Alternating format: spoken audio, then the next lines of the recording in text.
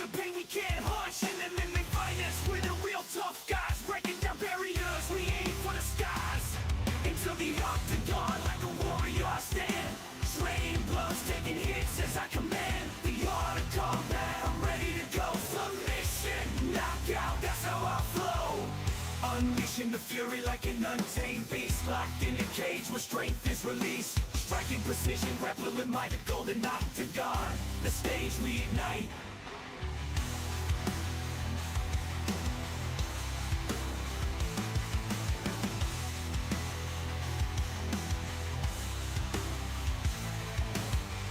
Unleashing the fury like an untamed beast, locked in a cage where strength is released. Striking precision, grappling with my golden octagon. The stage we ignite.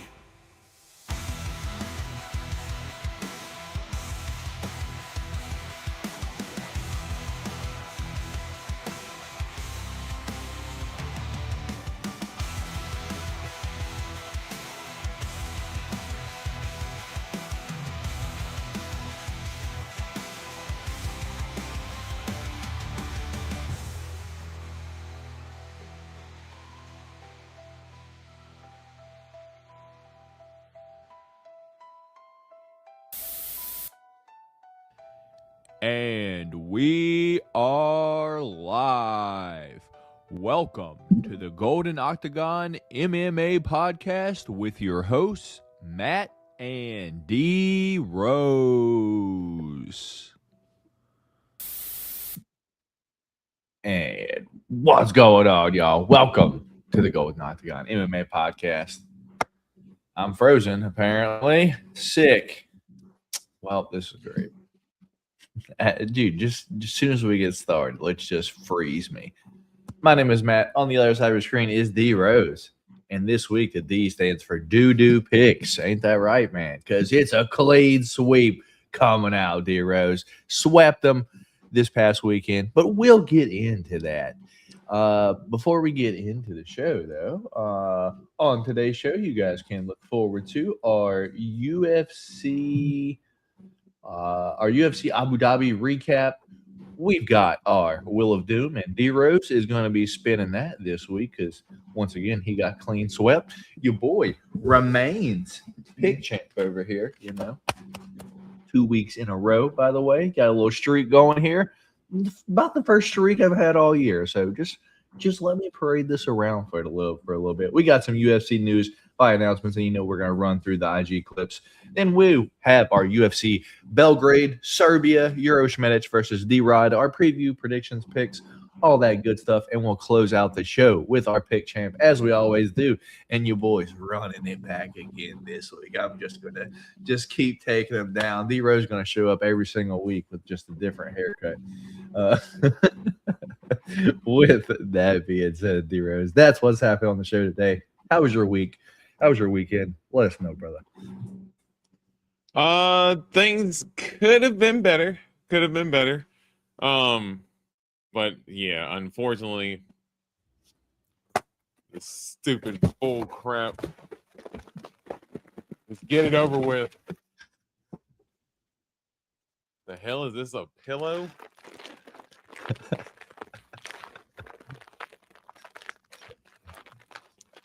Why does it look like a pillow? It looks like some sort of like neck pillow or something. It does go on your head. What do you need? I'm some glad scissors? I'm glad You're glad you got some scissors there. That's smart. So because D Rose loses the pick champ, he gets clean swept. He gets to wear this all episode.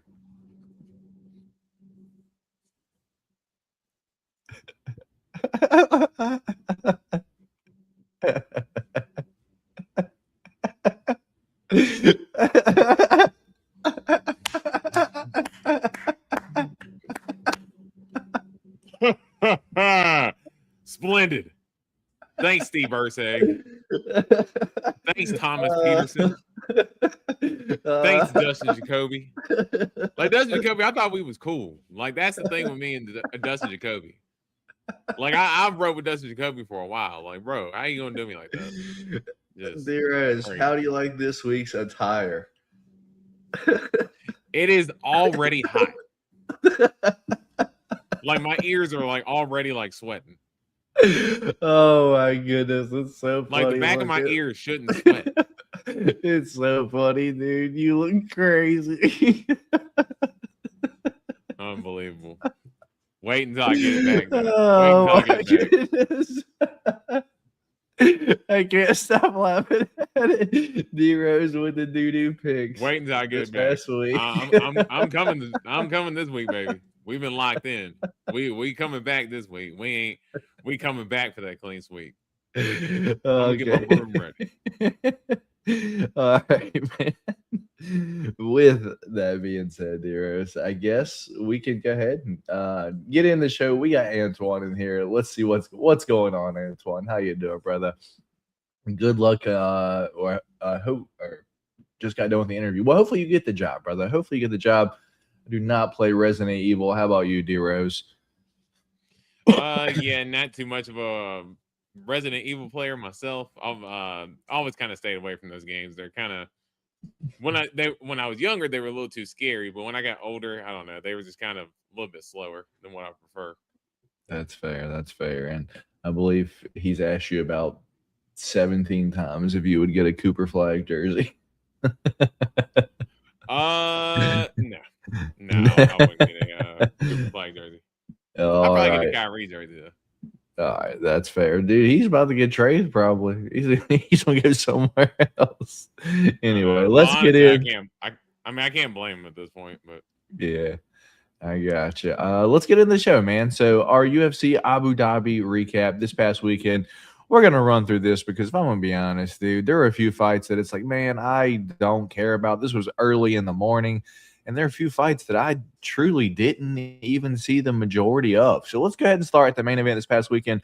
Yeah, I watched about a round and a half of this, and then I got to be honest, I fell asleep, dude. I was not entertained at all. I woke up at the start of the fourth round, I guess. I'm like, damn, this is still happening? I looked over at my fiance, and I said, has this been happening the whole time? She goes, yeah. And I'm like, oh, what a terrible fight. And she's like, yeah, this is bad. I don't want to watch it anymore. But Magomed Ankalaev does get the fifth round TKO. But from what I heard is all four rounds looked the exact same. Like Bogdan Guskov did not fight back at all past round one, dude. It's just like it was just 4 rounds of him just getting beat up. But Magomed Ankalaev having no finishing instinct. Like, dude, he's not even fighting back. Just go for a choke or something. But he just control position and just landed light ground and pound. To be honest, I saw the finish. Okay, I guess that was a finish. But it's like, dude, that was the weakest stoppage I've ever seen in my life. But Bogdan just wasn't fighting back. Like this, it was just the worst shit on earth. If I'm going to be honest. What's your thoughts on the main event this past weekend? I already know, but let the people know. Yeah, this thing's going to be annoying because I'm trying to fix my headset or my headphone over here, and it's like in the way, so I'm going to have to like dig inside and so you're looking like a crack addict or something. But yeah, no, the main event it kind of ended up being what it was. Kind of what I thought it was going to be. Bogdan was in shape as far as fight wise because he was supposed to fight this week in Serbia. So it's not like it was like, oh, he came in off the couch. He was prepared for a fight. I understand the opponent switching at the last second, and maybe fight styles change. You approach a fight differently, but I just thought Bogdan really did.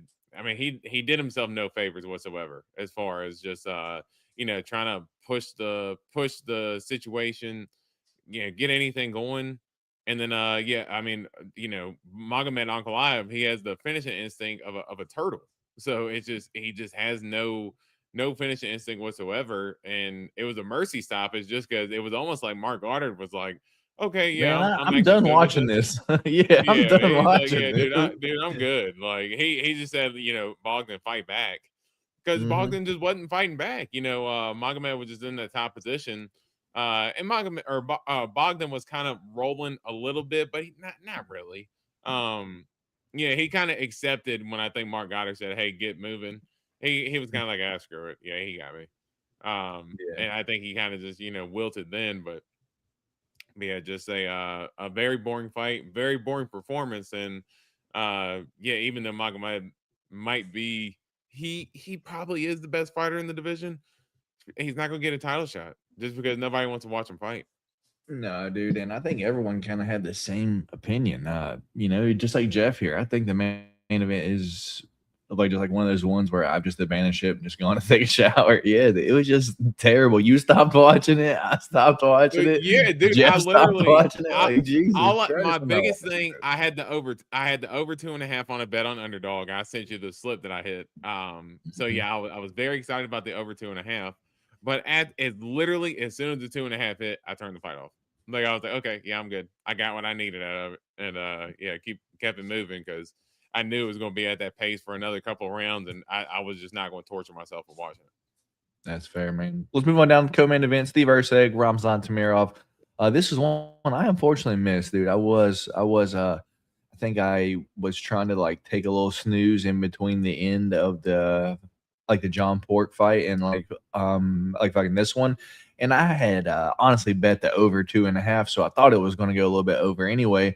But I woke up to the decision being read, and seeing the replay of just Ramzan Tamirov just snoozing Steve Erceg, just hits him with his overhand right and just drops him face first. But D Rose will actually give you a better description of what happened in this fight because, as I said, I didn't get to see all of it.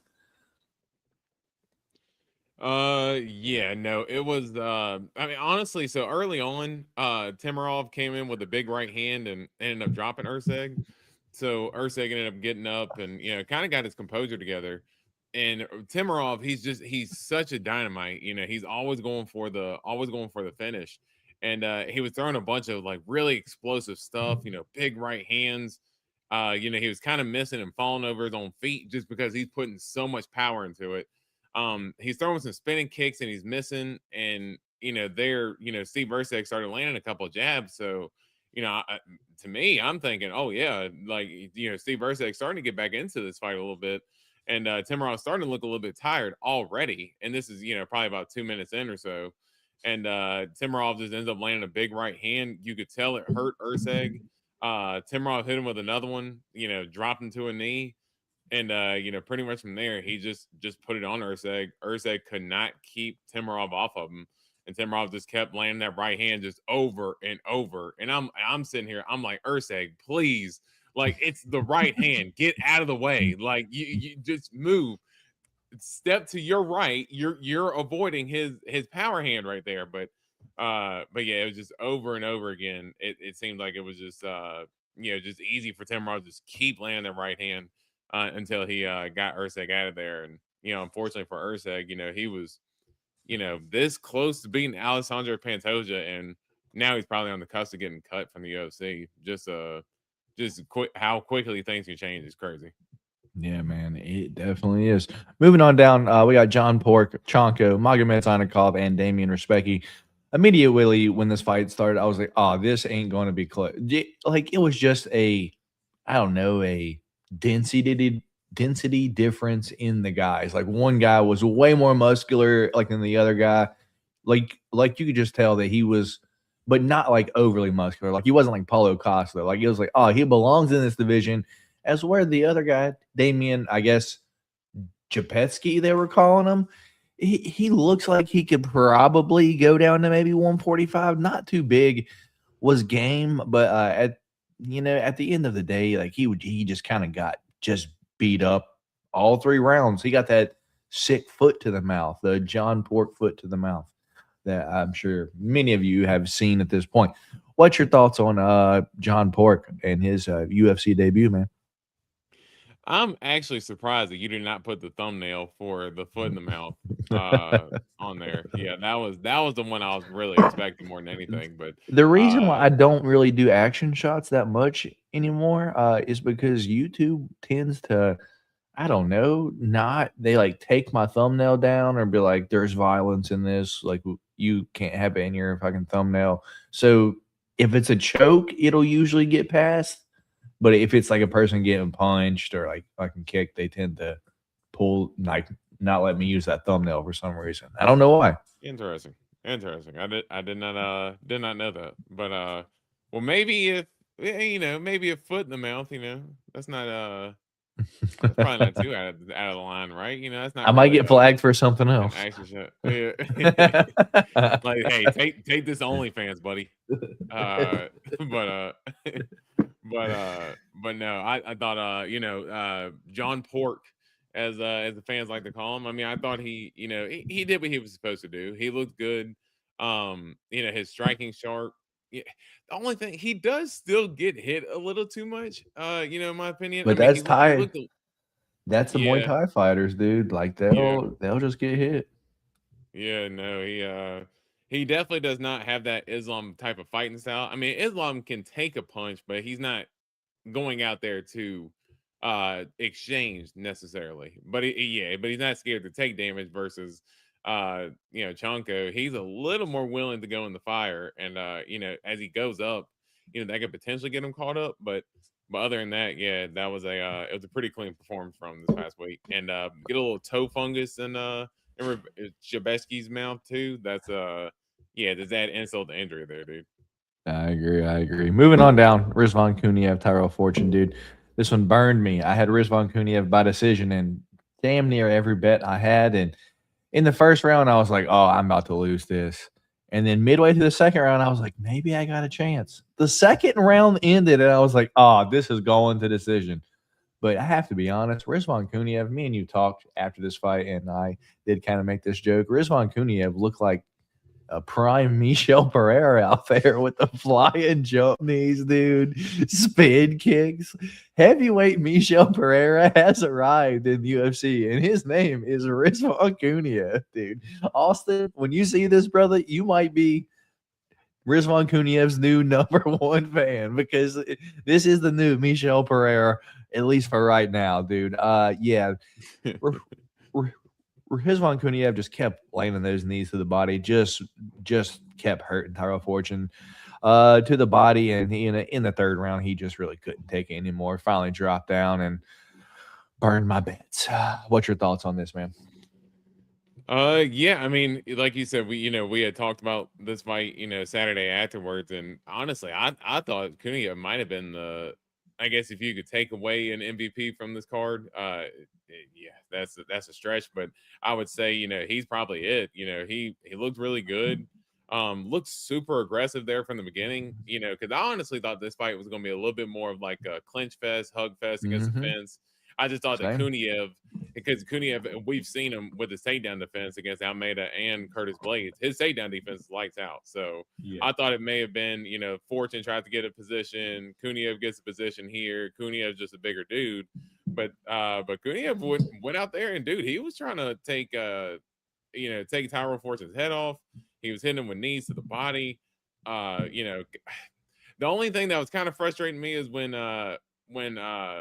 Kuniev would land a shot to the body, he would all of a sudden just like throw a bunch of punches to the head. And when I'm like, dude, if you throw this one more body shot, like this one body punch, like he's probably going to crumple. But he was just, kind of start blitzing on the head, and Fortune would just kind of like wince over. But I'm like, dude, if you just a straight punch, a hook, kind of like how Taporia throws those hooks to the body. I mean, I know he's not Taporia in that sense, but you just need maybe one more of those. But overall, dude, Kuniev, he looked good.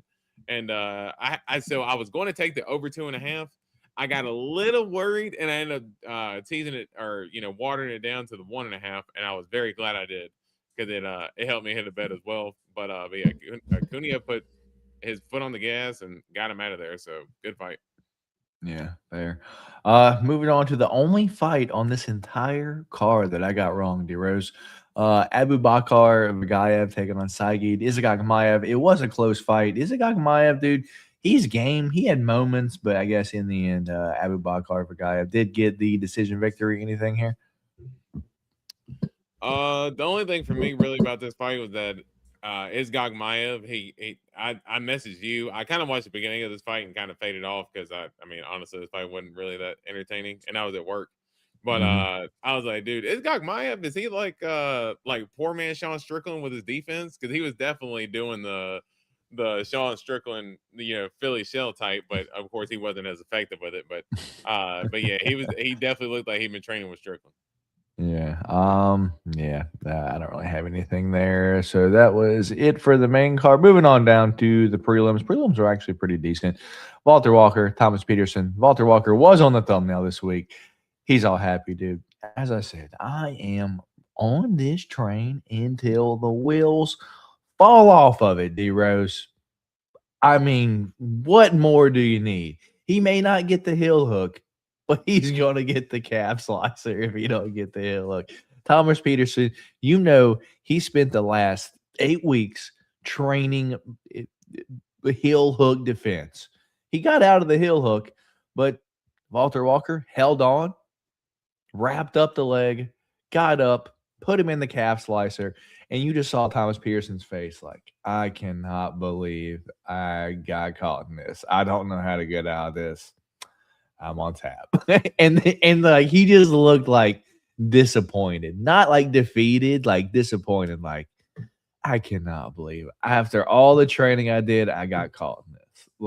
He was just mad at himself, dude. And we have a clip from the Anakin Florian podcast later on in the show, and so we'll get a kind of a fun little topic there. But what's your thoughts, Walter Walker getting another round 1 leg submission, dude? Yeah, I just another one that burned me. Yeah. I mean, I'm sitting here thinking, and I know Walter Walker. So one thing that he is doing right now, he's kind of building his name off of what people aren't really paying attention to, but low key bad competition. Yeah. I mean, he's playing it right. But at name the of same game time, is it's like, how do you dude, what heavyweight is throwing leg submissions at you like that? And if they are, you're probably going to get hurt in training. You're going to end up like Ryan Hall. So right. it's like, But you can't really train it that much. But part of his win streak is 2 of your favorites, Junior Tafa and Dante Mays too. Oh So, yeah, for sure. So let's be honest as far as but I did think Thomas Peterson was going. He's been in the UFC for a little bit. I thought he was going to be able to push back a little bit, but I've I picked him told a few you times to win. Yeah, I told you, as soon as Thomas Peterson, because he looks pretty good as far as his footwork and stuff. He threw a couple punches and landed, and I was like, okay, cool.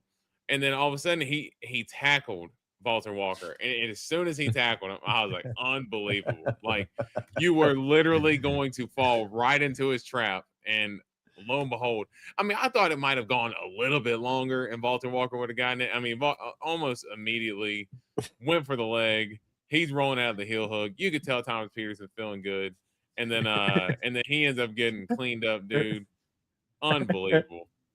Dave, the same reaction that I did. Now you're here. Thanks. Oh my. Moving on down to the next one that burned you.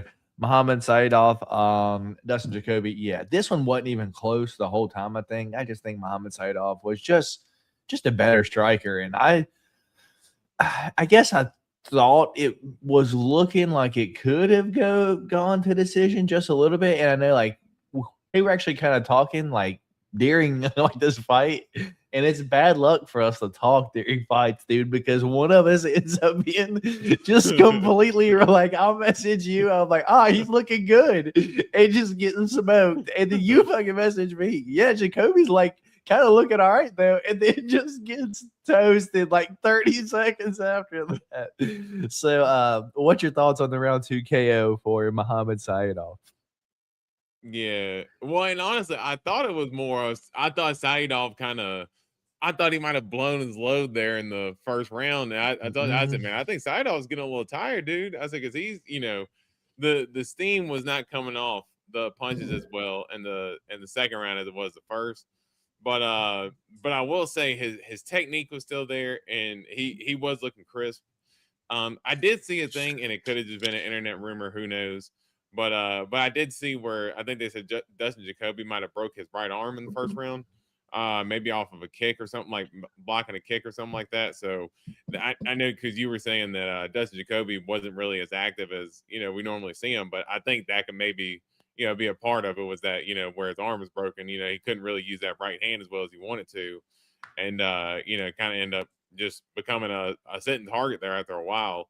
And Saidakov, it was a nasty combo. I know I saw the comp video with them comparing it to the Kevin Lee versus Gregor Gillespie knockout. Oh yeah, kind of how the right hand left high kick to put him out of there and sat him down on the fence too. It almost not the same exact sequence, because Dustin Jacoby was still in the fight versus Gregor Gillespie's lights were out, but it was a beautiful sequence there for Saidov, and a good win for him. I agree, man. Moving on down to another one that burned my beds, dude. Like, how do I only miss one fight on the entire card that I don't really bet on, and I only win like one bet all night, dude? Like, it just hurts me. Just the over unders, I like the method of victory. That all burned me, and this was one, dude. I had the under 1.5. And it goes 36 seconds over 1.5 here, but I guess Sam Patterson finished cash for me. But at the same time, that was like minus 220 at the time, dude. But I guess Santiago fighting back as much as he could, but this wasn't even close, dude. This was a big old size difference. This was Sam Patterson at distance. After he got hit like one time, dude, it was like, oh, that's what I needed to wake up. Oh, I'm just going to jab this dude at distance. And that's what happened from that point on until Santiago just couldn't take any more punishment and gets knocked out for the most part. Thoughts on this one? Yeah, I mean, kind of what we thought was going to happen. It may happen a little bit later than anticipated, but with the size advantage, the youth advantage, the Ponzinibbio not really being as active. He's got other things going on. He's an analyst, he's a commentator. He's got other things, going on, so he hasn't really been as active. And I just thought it was a bad matchup for Ponzinibbio, really, at the end of the day. Good performance for Sam Patterson, to kind of get back. Because I believe the last fight he had was MVP, right? Mm-hmm. So kind of good to get a win back, following that loss, but I don't really know what it says for him, and I've been a picker on Sam Patterson for a little bit. I think he's pretty talented, but I mean, beating Ponzinibbio at this point, what does that really prove? So I agree. I'd like to see him. I still like to see him fight a higher competition. I agree, man. I agree. Moving on down, you have a feel-good story about this one, man, so I'll just pass it to you, and I'll just let you tell everybody what happened. Yeah. So for some reason, I just had this itch right before the fight. I mean, probably like as soon as the previous fight ended, I was like, man, Ismail Bonfim, he is known as a kind of like a quitter. I was like, maybe he could give up his back here. So I end up going on FanDuel, and I'm looking at the odds, and Axel Sola by submission is plus 1,100. So I'm like, hey, you know what? We're gonna take a chance here, because I ended up hitting I felt good about my 3-leg getting ready to hit. So I was like, you know what? I got a little bit of extra change here. I was like, I'm gonna put $10 on Axel Sola by submission. And I said, you know what? I believe in that a little too much. I said, I'm gonna back it up and put $5 on it. So it's 5 to win 60. But yes, I ended up placing a little straight bet there right before the fight started on Axel Sola by submission, and ended up hitting it. And I was literally walking through the dealership parking lot, and I was like sitting in between some cars, and I'm sitting here like jumping up in the air, hoping nobody sees me. But yeah, I was pretty hyped about hitting that bet. Like you're gonna be like that Bet365 commercial where it's just Herb Dean holding up the dude's hand with his phone the whole time. Dude, hell yeah, that's exactly how I felt. I was like, yes, hell let's go, dude. Axel Sola. Yeah, Axel Sola wins round 1 submission there. Magomed Touchalov, Brennison Haberio. Yeah, lost all my money here, dude, because I had Magomed Touchalov round 1. And round 1, he just went out there and kind of getting Touchalov, to be honest.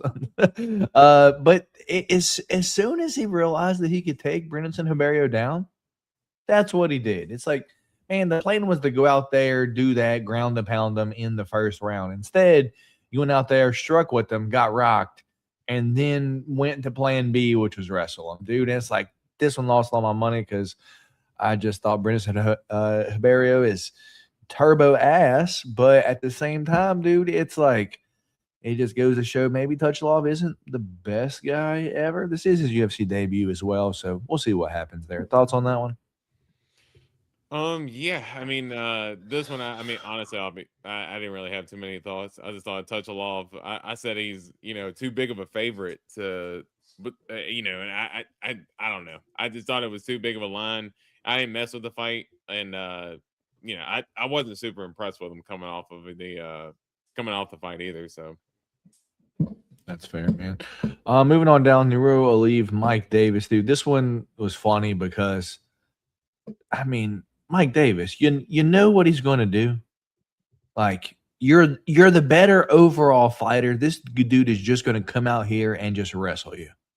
It was almost like he didn't know Nero Aliv. That was his game plan. Like, it was almost like he just looked at his last fight and like, oh, that's the guy I'm fighting? Bet. Like, and just went out there. Was like, why is this guy taking me down over and over again? Like, it's like he just disregarded 11 of his previous fights, or 10 of his previous fights, and just watched the one versus Shamrock. Yeah. After the fight, the decision was read. Nero Aliv via decision. Mike Davis walks up to Nero Aliv and goes, "Hey, why are you wrestling nonstop? That's gay. That's gay shit." That's what he told Nero Aliv. And then after the fight, goes on Instagram and just complained, said that he was sick, but he felt okay, that he thinks that wrestling shit is gay. It was just every time Mike Davis loses, he has 30 excuses, dude. Like, if you go on his Instagram, it's like a paragraph of just excuse after excuse after excuse. It's like, hey, dude, maybe you've hit your prime. Maybe you being 34 now, and being injured all the time.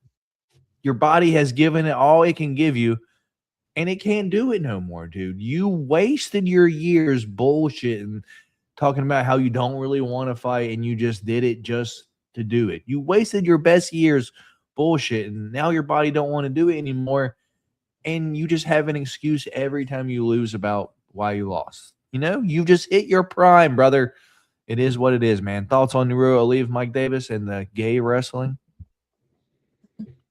I mean, honestly, I think you summed it up pretty well. I mean, boring fight. I stopped watching halfway through the second round because I was like, this is what the fight's going to be. Yeah. Dude, just couldn't stop it, dude. At any point, just kept getting taken down. Sad to hear Anthony Smith's situation. Yeah, we're going to talk about that in pretty much just a moment, because after this one, we're going to jump into it. Cody Gibson, Abdul Hussein, dude, round 3 submission. This was one that it's like, man, I was watching it and I just saw Cody Gibson I don't know, just not looking great, man. This is his second stint in the UFC, and he's just kind of going out there and getting beat up. I did see Abdul, like you saying, like, throw this big shot and just fell, just missed right on the ground. I was like, well, that was dumb. But yeah, he ends up winning via round 3 submission. Did you watch this one at all? Yeah, I did not. This was this was a fight that I missed. But okay, that's fine. Yeah. That's fair, brother. If you can intro the next topic, I have to actually take a piss. Give me. All right, that's fair. So while D Rose going to be urinating, and he just wants to be off camera with his shitty Picks hat. That's exactly what it is. So we'll go ahead and I guess jump in to the next topic, which is our UFC news and fight announcements. So actually, no, it's not intro the next topic. D Rose wants me to intro the next topic while he ain't here because it's the Will of Doom. That's exactly what it is. So he's just trying to get out of doing this. So that ain't happening, brother man. I'm waiting on you. I am waiting on you, D Rose. He thinks he's getting out of bean eating this week. Nah, dog. We're losing viewers because of you, D Rose. I blame it on no one but you. All right. Well, I will get the wheel pulled up though. So, in the meantime, let's get our wheel pulled up and our music kind of going. There we go. Yeah, you can get the wheel pulled up. There we go. I was like, is he trying to give me the intro to No. UFC news? Look at the rest. So, this past weekend at UFC Abu Dhabi, aka Fight Island, me and D Rose had 4 different picks, 3 of which counted. If that 4th one would have counted, I wouldn't have clean swept him, but I did clean sweep him. The picks this weekend were Saidov taking on Dustin Jacoby, Walter Walker and Thomas Peterson, and Ramzan Timurov and Steve Erceg, of which I had Saidov, Walter Walker, and Ramzan Timurov being the clean sweep of the week. Finally getting D Rose back. I believe that's only the 2nd time I've got you since we've been doing this. I've just got you 1 haircut, right? Just the orange wig. That's the only thing you got. And then now this. Yeah. So we're even now. So we're even. You've got me 2 times. I've got you 2 times, D Rose. Can't feel too bad about the whole situation. You know, you look nice there. It complements your skin tone. You know, you can maybe wear it out. I will not. Thank you. You know, maybe if you wear that, a person might buy a car from you. They're like, hey, that's a cool hat. I'm going to buy a car for him. I had to be really desperate at the end of the month. That's fair, man. So I'm going to spin it for you, D Rose. What are you feeling today? Fire or sour? Just put me out of my misery. All right, D Rose. We are spinning the wheel of doom for D Rose's picks, and it's going to be fire. All right, fire it is. Everyone clapping for D Rose. Clap it up.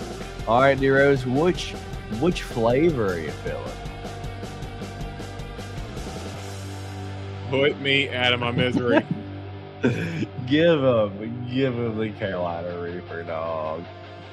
Oh, come on, go. Ah, you get the habanero. It's the second worst, though. It's the 2nd time that you've got this. Yeah. How you feeling, D Rose? Awful. This is a lot Absolutely of people's favorite time of the show here. It's the orange one, right? It is indeed the orange one. No spots or anything. Yeah, there you go. Right. I guess so. That shit looks yellow though. But it's Maybe probably it's your starting to get a camera. little discoloration where the Nah, it's your where camera. the package is done. It's probably your camera. All right, go for it, brother man. I'm full screening you. Hope you like the hot. I thought you always full screen me when I use it. I full screen myself when I get hot. I poured milk on myself. What's wrong with you? Ah. Ah.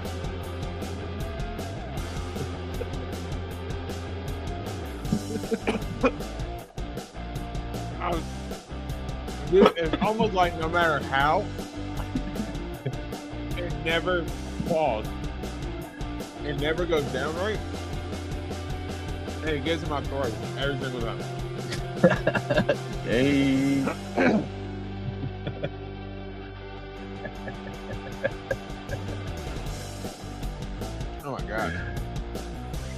D Rose being a weenie about the whole situation today.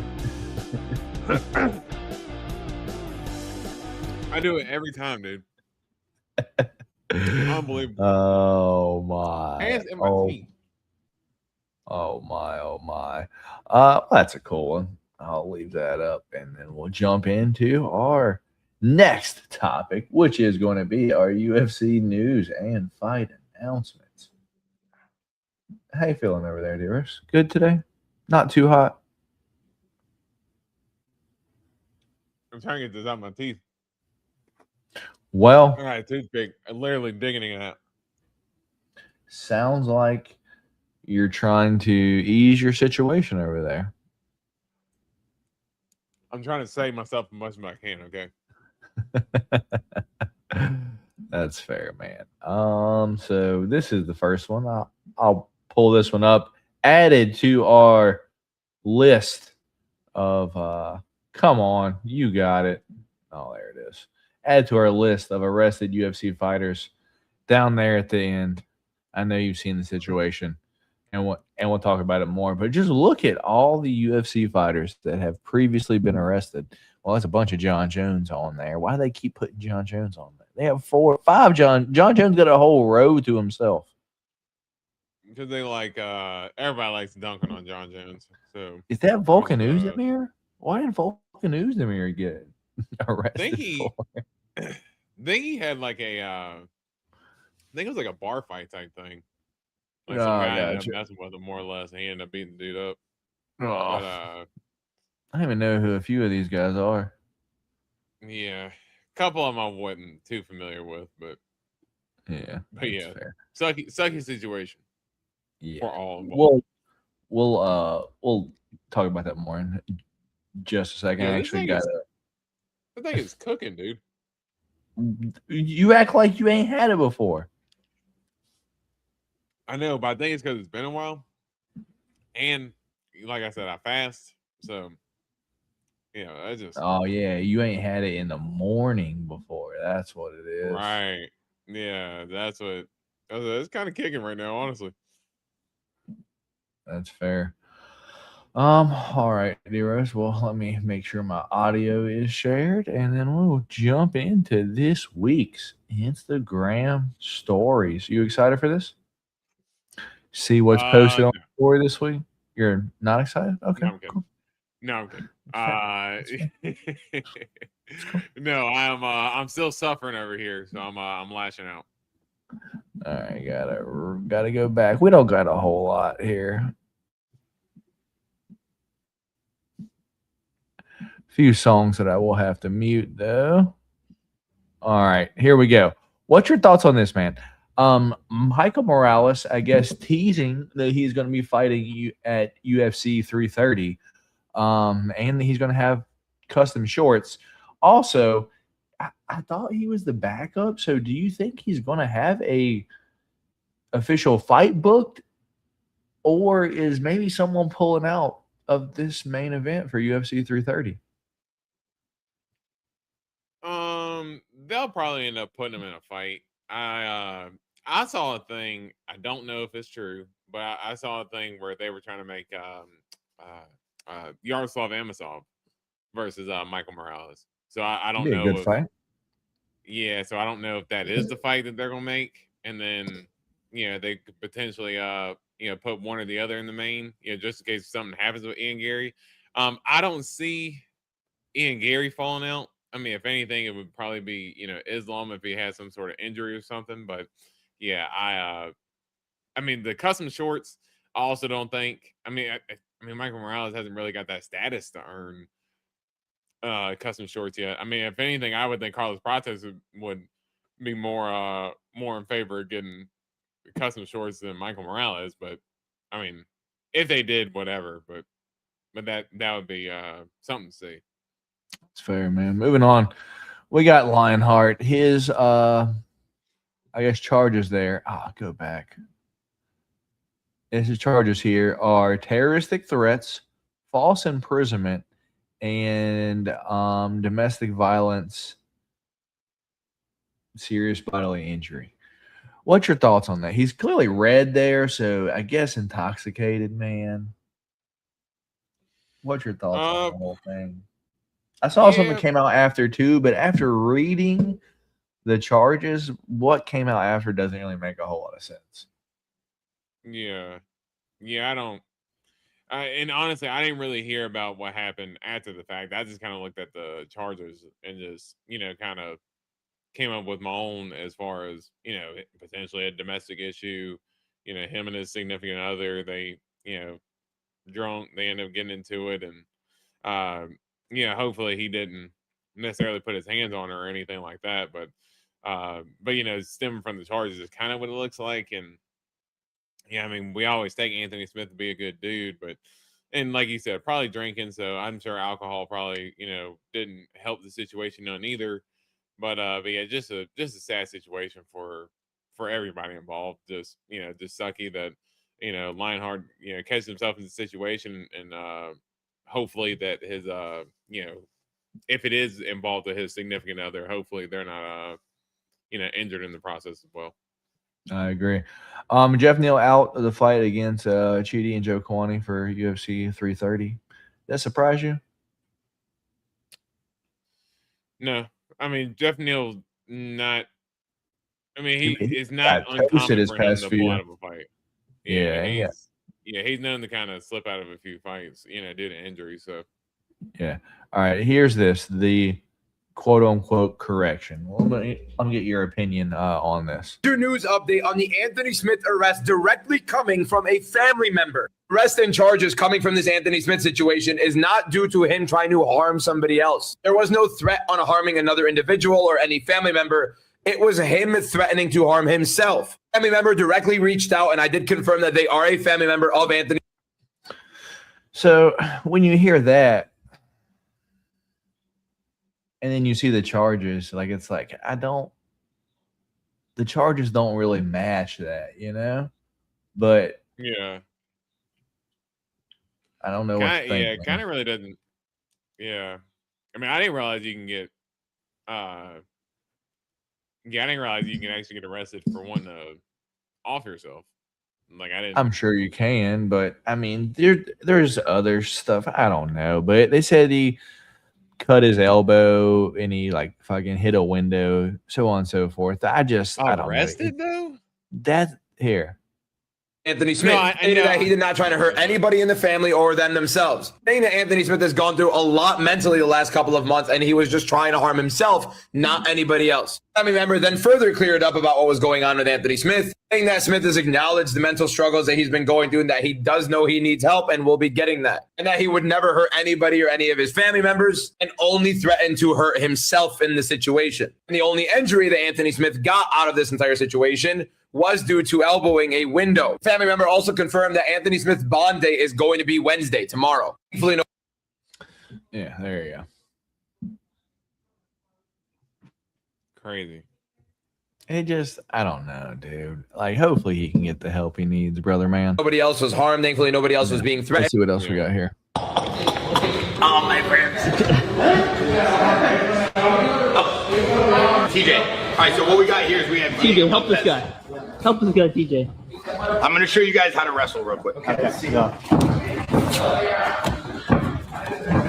There you go.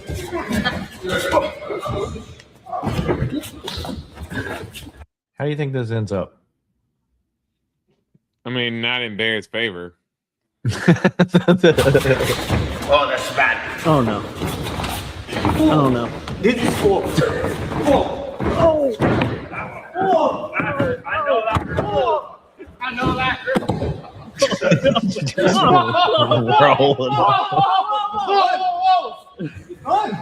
done? I had to right where I wanted to. How's that done? I flipped him. RAF, you got tech, bro. Is that tech? What's your thoughts on that? Yeah, he like I said, it was not going to work out for Bear. And dude, Diego Lopez, that dude is he is massive. Big guy, man, big guy. Let's see what else we got here. Oh yeah, let's not get taken off for playing Little Baby, but you you actually sent this to me, and I actually had it posted on my story already. Look at the Atlanta Falcons running back, Bijan Robinson, with the Yuri Prohaska haircut, dog. He's going to rush for what, 5,000 yards this year? I mean, he's coming. Anything less than 2K, yeah, that's gonna be disappointing for Bijan. And he's one of my favorite players too. I'm hoping to be able to draft him on fantasy football this year. I'm getting him, dog. I'm getting him over you. I'm in your league, dog. If I can get top 2, we'll be good. But yeah. Yeah. I guess my question is, does it go inside the helmet, or does it come, or they cut a hole in the top and it comes out the top? Like, what are they doing with this? Nah, it'd be in the I'm sure it'd be in the helmet. He'd probably get it to where it'd lay down the other way. Imagine they fucking cut like a fucking special hole in the top and he's just fucking running around with the antenna out of the top of his helmet.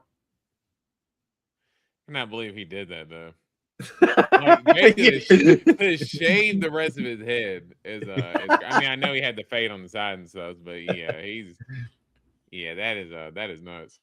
Yeah. That's wild. Antoine asking football questions, D Rose. Feel free to answer them while I move on to the next one. Let's see what else we got here. Oh yeah. I saw this, D Rose, and I was like at first I didn't really get what was happening until it was over, and I was like, what the hell? All right. For real.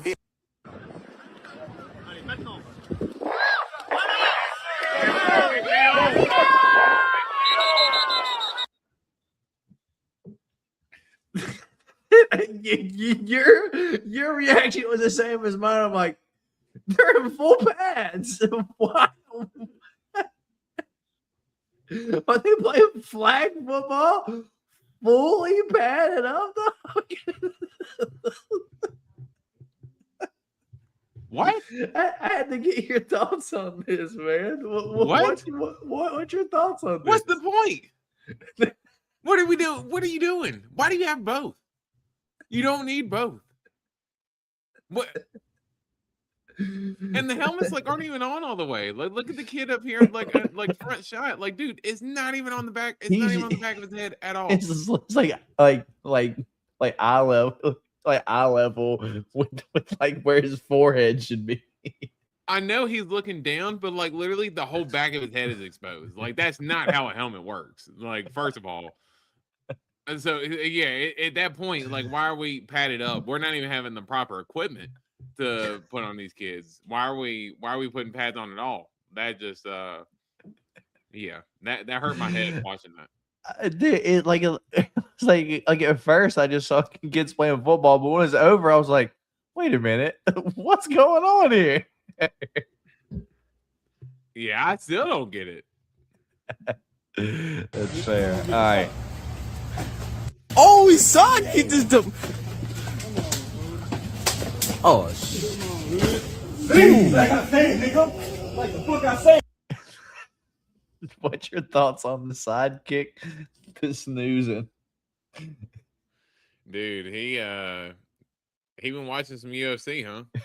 Or some Shawn Michaels highlights. Yeah, I mean, I don't know. He did that sidekick like some Stephen Thompson. Like he watch definitely Oh, he saw it. He just don't. Yeah, that's the Stephen Thompson sidekick, dude. Oh, shit. See, like I said, nigga. Like the fuck I said, nigga. Don't play that shit. Now let me go. That's my favorite part. Hot in the Chevy Cavalier. He gets in the 96 Cavalier. He's ready to dip off. Dude, I mean, that shit's 30 years old, and to be honest, pretty clean still. My guy D Rose could probably get you about 2,500 for that. Now at Sheila Motor Mile. Shit, that was actually my first car. Crazy enough, and it was a 2-door, and it was white. Like, that's crazy. Like, that might be your own car, D Rose. That was legit. I legit. So mine was a 2001. But yeah, no, that is insane. How long has it been since you've seen the Cavalier? hit him with the Steven Thompson sidekick to the Alex Pereira hook, then call him the N-word to his face, and then got up out of there. Like, yeah, Chevy Cavalier. I mean, dude, if white people was looking for a win, there it is right there. Yeah. Here we go. Here's another one. Let me go. My hand up. My hand up. Come on. Come on. Come on, brother. He's here.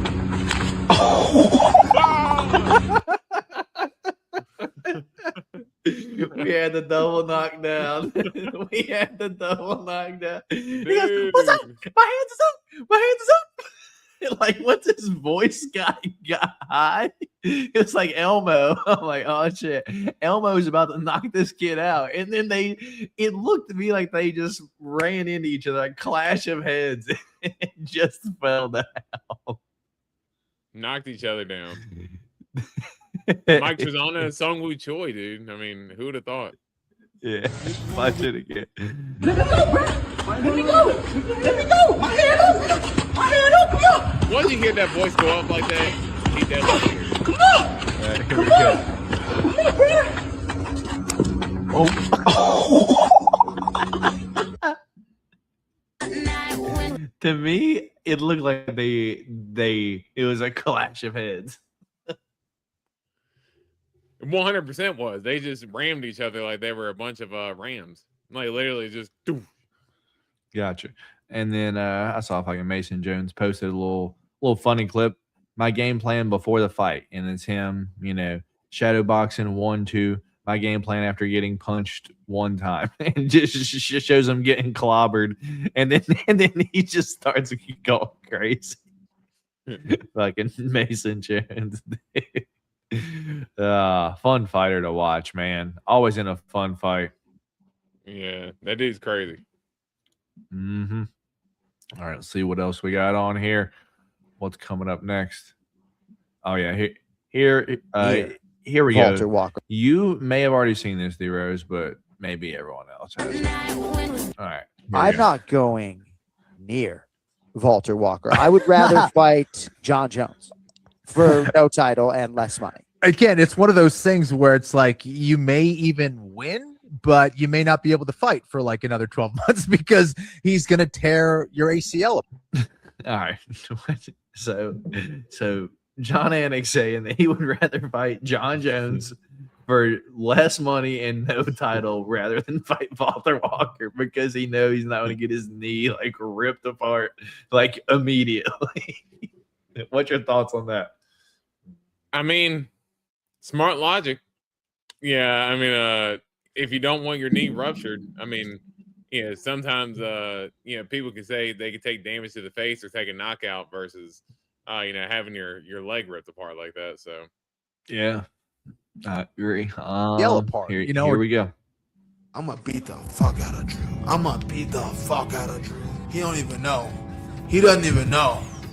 I'm here, you little shit. Go. Oh shit! What the? Drop you with a body shot. Oh! That's it. Oh no! No! How do I get dropped in a flow state? I have that question too, Curtis. This is the fight that Taporia actually thought he was gonna have. The body shots are crazy. Okay. Yeah, Drew Dober must really play. Damn. Curtis Blades looks like he's cheeks though too. That's a Well, Drew Dober looked like he played. He's going to the body shots and everything. He going for the subs. I know. Going for the All sub right. mid ground and pound finish transition. Like that's some good stuff from Drew Dober. I know. You know what Drew Dober does in his spare time? Plays some UFC 6.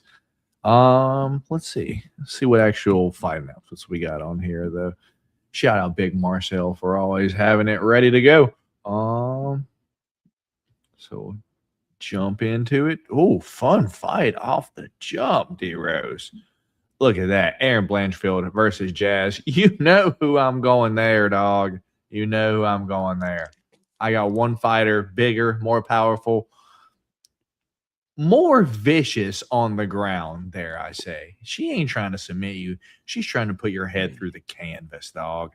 She will submit you, though. Anyway, we got Jazz versus Aaron Blanchfield, UFC Edmonton in Canada, dude, October 17th. What's your thoughts on this one? Co-main. Yeah, so this fight was actually supposed to happen like in a couple weeks. But it ended up getting rescheduled because I saw it last week. Neither of the fighters were injured.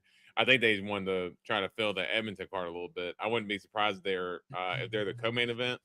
But yeah, I think it's a well-matched fight. I mean, I think two fighters, two similar skill sets.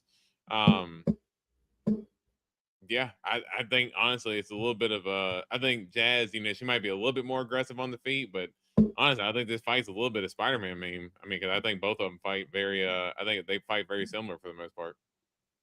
Yeah, but I am a all-star hater on Aaron Blanchfield, though. So, 100%. Anton wants to know what's on your head, dog. This is the pick champ clean sweep loser wig. So this is the wig that Matt found me a hat. So I'll keep that in mind next time. I mean, you got me a hat to begin with. I don't know where that shit's at. This thing, this looks like one of those things that like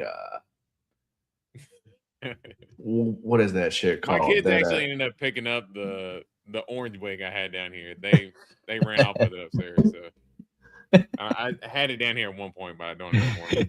Is it a Galabo shit? D-Rose with the doo-doo picks. Anyway, we got Joaquin Buckley, Mike Malott also for the Canada card. Thoughts on that one? Main event.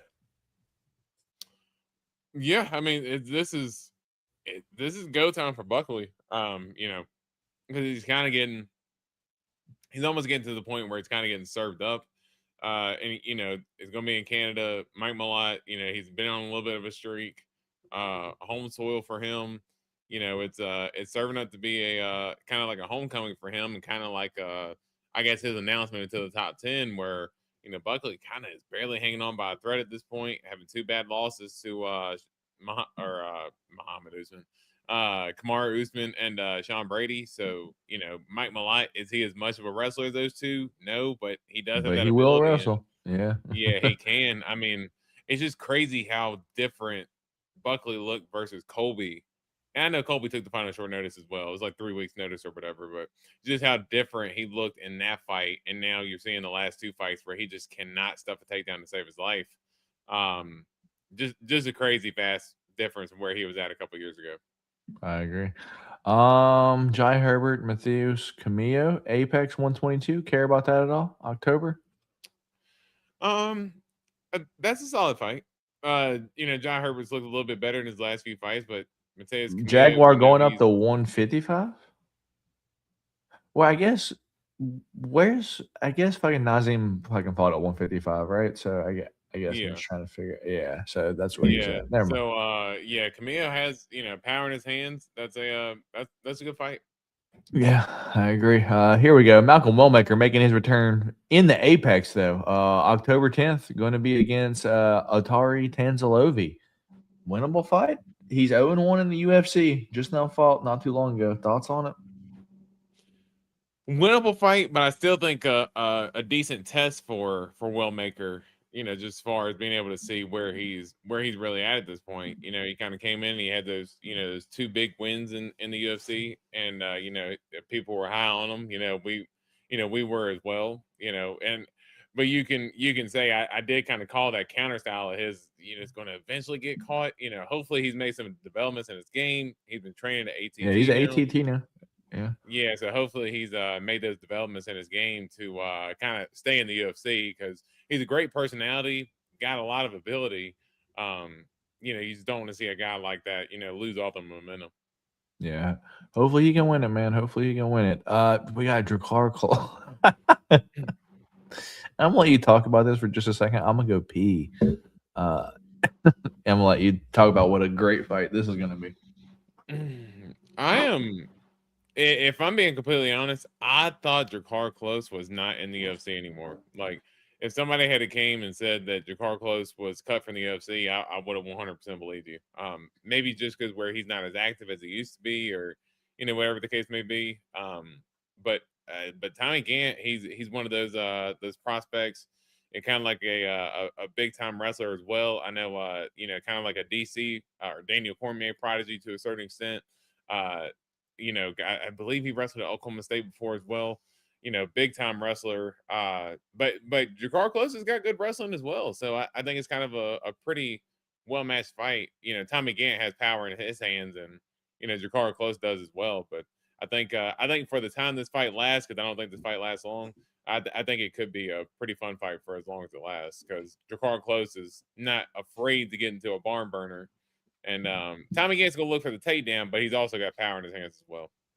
Yeah, I guess for me, I just have to make the determine. Like when I see them, I fucking know the difference in them. But the difference in fucking Tommy Gant and the guy that Kevin Holland was supposed to pick. What is that dude's name? Yeah, Jacoby Smith. Yeah, like it's like I have to make the separation between the two of them. I mean, they kind of fight the same way. Maybe like Jacoby Smith will pound your head, as where if Tommy Gant just kind of wants to re-wrestle over and over. I guess I don't know. You maybe can talk about this one more than me, D-Rose. You like Dan Hooker, and you may know this guy. He's going to be main event his first fight in the UFC September 5th. What's your thoughts on this, man?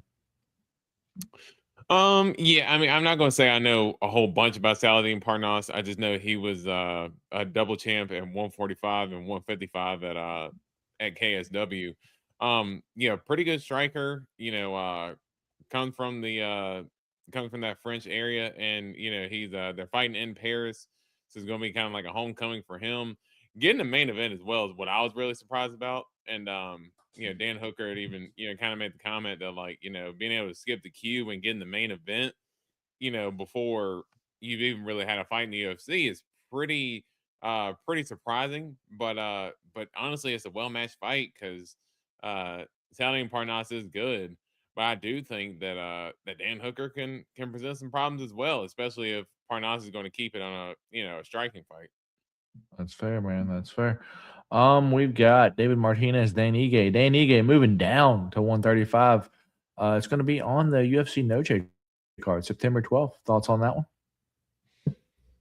Yeah, it's an interesting fight. I mean, and honestly, Dave Martinez is a little more combo heavy, where Dan Ige is kind of sitting more on his punches, but I would say both kind of a boxing type style.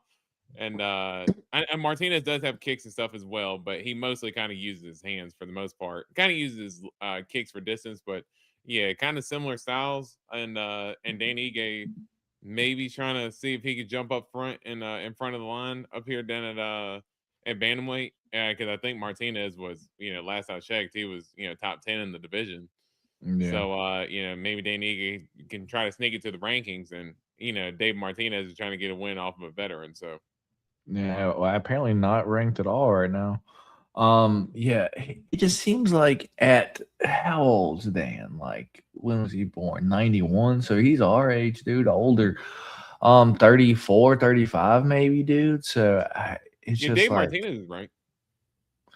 I thought you were talking about fucking Dan Ige. He's not ranked. No, I was saying Dan Ige is trying to get a top 10 ranking. Oh, yeah. Dave Martinez. I got you. Yeah. Yeah, Dan Ige at basically 35 trying to do this. What's your thoughts on it, though? Like I agree with Anton. Just way too late at this point. Like, maybe after the zombie loss, but that was like 5 years ago. Like, like, come on, man. Like, now. Yeah. Yeah. I mean, I could definitely see that being a problem. But I mean, we've seen fighters, get later in their career and move down, and so yeah, Jose and Edson. So Edson, Frankie Edgar, he looked. I mean, I know he got kneed by but he had the win against Pedro Munoz as well. So, yeah, I mean, we've seen some guys move down and have success. I think, Dan Ige, I think it's a good matchup for him. Let's say that. You want to make a bet for this fight?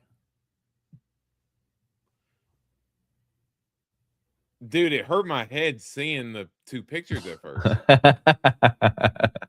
Yeah, Dude, that's why it Ignacio going up to confused me. I was 170. like, I kept looking. I was like, that's Muslim Salikov, right? I was like, is he moving down? And then I was like, wait. Ignacio Yeah, moving that up confused me. up to 170. Going to be UFC Noche September 12th. D-Rose, I bet you there'll be at least one kick thrown in this fight. I'm sure. Dare I bet you there will be at least one spinning wheel kick thrown in this fight. Yeah, I mean, and the over on that's probably a minus 500, and then the kick is going to be minus 12. So yeah, good observation by yourself there. But, dude, that's interesting. Ignacio finally decided to move on up. Big kid, dude. Should be a fun fight for UFC and Noche. That was the card this past weekend, dude. It's at this point they don't like. They're just like, all right, fucking Pitbull. We're just gonna give you like the rest of your fights, and we're gonna cut you, dude. Because what does this do for either fighter, man? Yeah. And Duho Choi, is he ranked right now? Or maybe is Duho Choi ranked right now? Let me probably not. Nope. Yeah, I was gonna say maybe I know on the in theory, Pitbull's ranked 15. Yeah. Yeah, so maybe just a ranking for Duho Choi. Duho Choi, I'd like to see him stay consistent. He's just not necessarily the. Yeah, I know. He's had duties with the military and stuff on his sides where he hasn't really been able to stay as active. But man, if he can just stay active. I mean, not necessarily saying fight 2-3 times or fight 3 times a year, but I like to see him at least twice a year or something like that. I mean, he's got all the talent in the world. Super crisp boxing, very patient, and he's got some pretty good wrestling as well. So yeah, I just like to see him stay more consistent. And Pitbull, yeah, they just not getting any favorable matchups for sure. Dude, he was born in 87. That is like, what are you doing, man? Oh, I just don't know. You want to talk about way too late? Pitbull came over way too late in his career. Yeah, I agree, man. We got King Casey O'Neill taking on Eduardo Mora. It's going to be at 125. Thoughts on this one for UFC 331? That's a solid fight. I mean, I don't know if I'm like crazy about it or anything, but that's a It's not going to blow your wig back. Yeah. Yeah, no, my socks are going to stay on. My socks will not be blown off. There you go. This fight has been rematched multiple times, D-Rose. I mean, not rematched, rebooked multiple times. It is going to be UFC 331 in Las Vegas. Going to be at 155.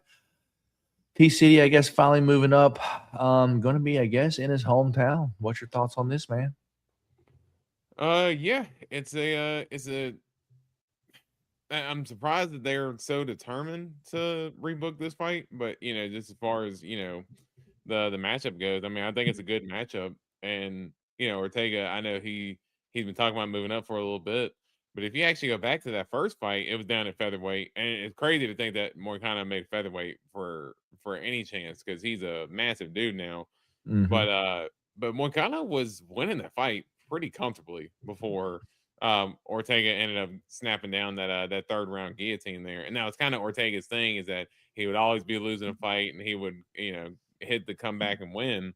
But for Moicano, I mean, it's a winnable fight for him. But if he loses, it doesn't. If he wins, it doesn't do much, and then if he loses, it's like what was the I agree. Where are you really gonna be at? So yeah, and honestly, it's almost no upside for Moicano except just trying to get some get back. I agree, man. That's for this weekend, and we'll talk about that. We got Yasmin Haregi, Vanessa Demopoulos, UFC Noche. Thank goodness they're giving Yasmin Haregi a fighter that's gonna go out there and just knock her block off, dude. Like Vanessa Demopoulos, I guess has no threat on the feet. Very winnable fight for Yasmin Haregi. Thoughts on this one, man? if Vanessa Demopoulos knocks your lights out, dude, we got problem. You gotta call it quits at that point. Yeah, honestly, I just like that point more than anything because it does seem like your rage just ends up getting snoozed anytime she fights a power puncher. Yeah, she does, man. Jamal Emmer still in the UFC taking on Larry and Douglas, I guess. Okay, cool. Thoughts on this one, if any? So Larry and Douglas is probably going. Well, I ain't gonna say that. I was gonna say clean up Jamal Emmers, but I mean Jamal Emmers, he's got some. I mean he's got some power. So he fights people that are 50 years old, dude. Yeah, but he fought Nate Landwehr. Wait, who am I thinking about then? I don't know. I have no idea. I don't know. But maybe Montel Jackson. Yeah, probably. Anyway, they just have the same name, like from the 80s. Jamal Emmers, Montel Jackson. Darren Elkins is still fighting. Look who it's against too. Like, all right, we're gonna find out if this dude's a complete fraud or not right now. Like, if you cannot beat this guy, they're gonna wheel him out of there on a gurney. He's gonna unstrap himself from the hospital bed, take his robe off. He's gonna have UFC shorts underneath. He's gonna hobble up into the cage. We're taking his IV out. He's gonna hobble up into the cage. Like the ref's gonna be like, "Hey, you didn't put your Vaseline on yet." He's gonna fall back down the steps and be like, my hip. He's gonna stand up. He's gonna have 4 cuts on his head after falling.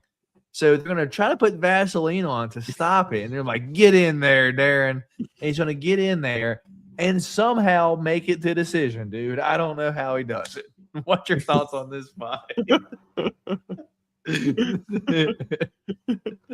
He's gonna have to get like a he's gonna have to get like a one of those electric wheelchairs to make it up the stairs to get to the octagon. They have to put a ramp on there for him. They have to install a ramp for Darren Elkins.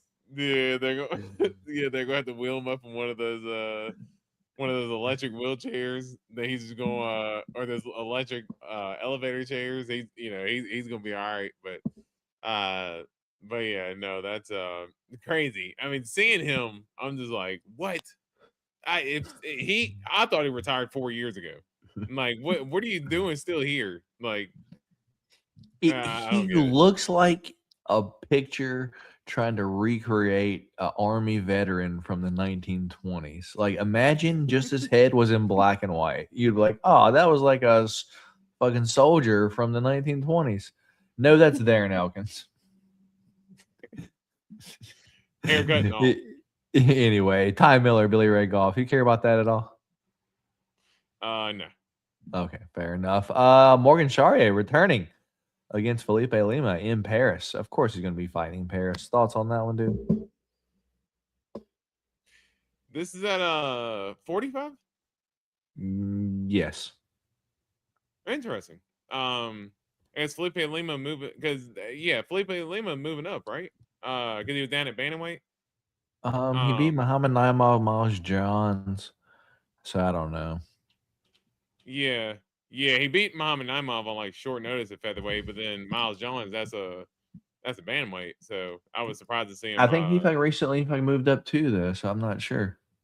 Yeah, well, because remember he fought Peyton Talbot and lost. Yeah. So I guess he might be moving up to featherweight, but Morgan Charrier is a good opponent. So I mean, no slouch, but I do think Lima has some advantages in that fight, though. That's fair. Moving on, we have Andre Lima taking on Namsarai Badbayar in Shanghai. That's going to be another early card. I don't know if I'll be watching that one, Deros. What's your thoughts on that, if any? I don't really have any. Okay. That's for this weekend. And we talked about that last week. So I believe that is going to be it for. Dude, I have no idea what's going on. I had to piss again. So give me. All right, cool. All right, D Rose, while D Rose's grandpa bladder is doing its work, we will get for this upcoming weekend in Belgrade, Serbia. So, this upcoming weekend we have UFC Fight Night, Medić versus Daniel D-Rod Rodriguez. Fights taking place at 10 a.m. East Coast time, so adjust accordingly. Make sure you wake up early if you're trying to catch them. Going to be taking place again, Belgrade Arena in Belgrade, Serbia. We have 14 fights to go over. The fight card is headlined by Medić versus Daniel D-Rod Rodriguez. We've got Jan Blachowicz taking on Navajo Sterling. Marcin Tybura taking on Alexander Rakic. Dusko Todorovic taking on Robert Valentin. We've got Vlasto Seppo taking on Gilbert Urbina. We've got Milos Janicic taking on Noah Gugnon. We have Ludovic Mr. Highlight Klein taking on Tofik Musayev. Michael Oliveira taking on Oban Elliott. Mark Vlogden taking on Borislav Nikolicic. I don't know if I said that right, but we'll get through it. We've got Bogdan Grad taking on Denis Bazooka. Matusz Rombetsky taking on Kyle Prepelic. Nina Milosevic taking on Haley Cowan. Jovan Leka taking on Alexander Popik, and Marina Spastic taking on Stephanie Luciano. So that's all 14 fights that we will be talking about, breaking down, and going over. So if you guys haven't already, do you boys a favor and hit that thumbs up button. And without any further ado, D Rose is back. So let's go ahead and get into it. First fight of the night is going to be Marina Spastic taking on Stephanie Luciano. Marina Spastic is a UFC newcomer. She is 7-1 out of her last 5 fights. She is 5-1. Her loss is to Marina Merchek, obviously outside of the UFC, being her UFC debut. She is coming from Serbia. She is 32 years old, 5'4", and we don't have a reach currently on Tapology. While Rondinha, Stephanie Luciano, the Brazilian, is 7-2-1 overall. Her only loss, I guess, inside the UFC is to Sam Hughes via split decision a year ago, but the Talita Alencar draw, she faced her again inside the UFC and beat her, and then recently she did choke out Ravina Oliveira 9 months ago, but can't really look too much into that because Ravina Oliveira is basically 2 cheeks of one whole ass. Anyway, Stephanie Luciano is 5'6" and a 65-inch reach. I believe she's a little bit taller, dude. That might be a little bit shorter than what she actually is. But for me personally, I just think the UFC vet at this point just got good striking, good footwork. She's going to piece Marina Spastic up all 3 rounds. In my opinion, I go Stephanie Luciano via decision. How about you, D Rose?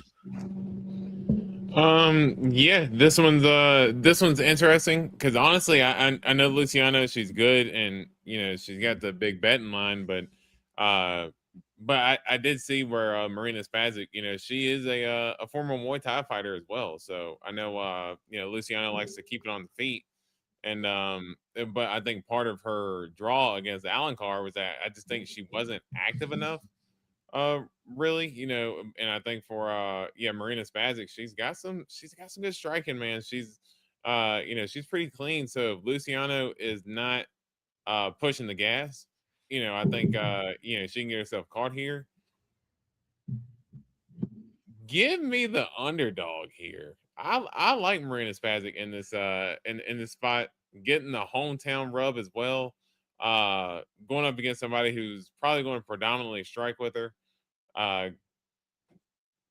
Potentially a little home cooking as well. But give me especially again for someone who's not as active as Stephanie Luciano should be. Give me Marina Spastic here for the underdog pick to get it done by decision here and just outstriking Luciano. Fair enough, man. Moving on up to the next one, we've got Jovan Leka taking on Alexander Popik. Jovan Leka is minus 225, your favorite. Out of his last 5 fights, he is undefeated, 5-0, but overall 13-2. He did fight on the Contender Series. He did win via decision, did not get signed, went back, got the submission, and got a knockout win. UFC signed him for Serbia. He's 24 years old, 6'5", and a 79-inch reach. Alexander Popik, 21-5 overall, dude. I believe I was looking back. I've seen this dude maybe fight down like at 165 catch weights, dude. 6'2", 34 years old. I just think he's going to be so undersized, man. I think he probably finishes. I think Jovan Leka finishes this dude. Let's go via submission. Let's go round 2. I just think this guy's going to be Alexander Popek. Ironside is going to be way undersized, man. Yeah, what's your thoughts here?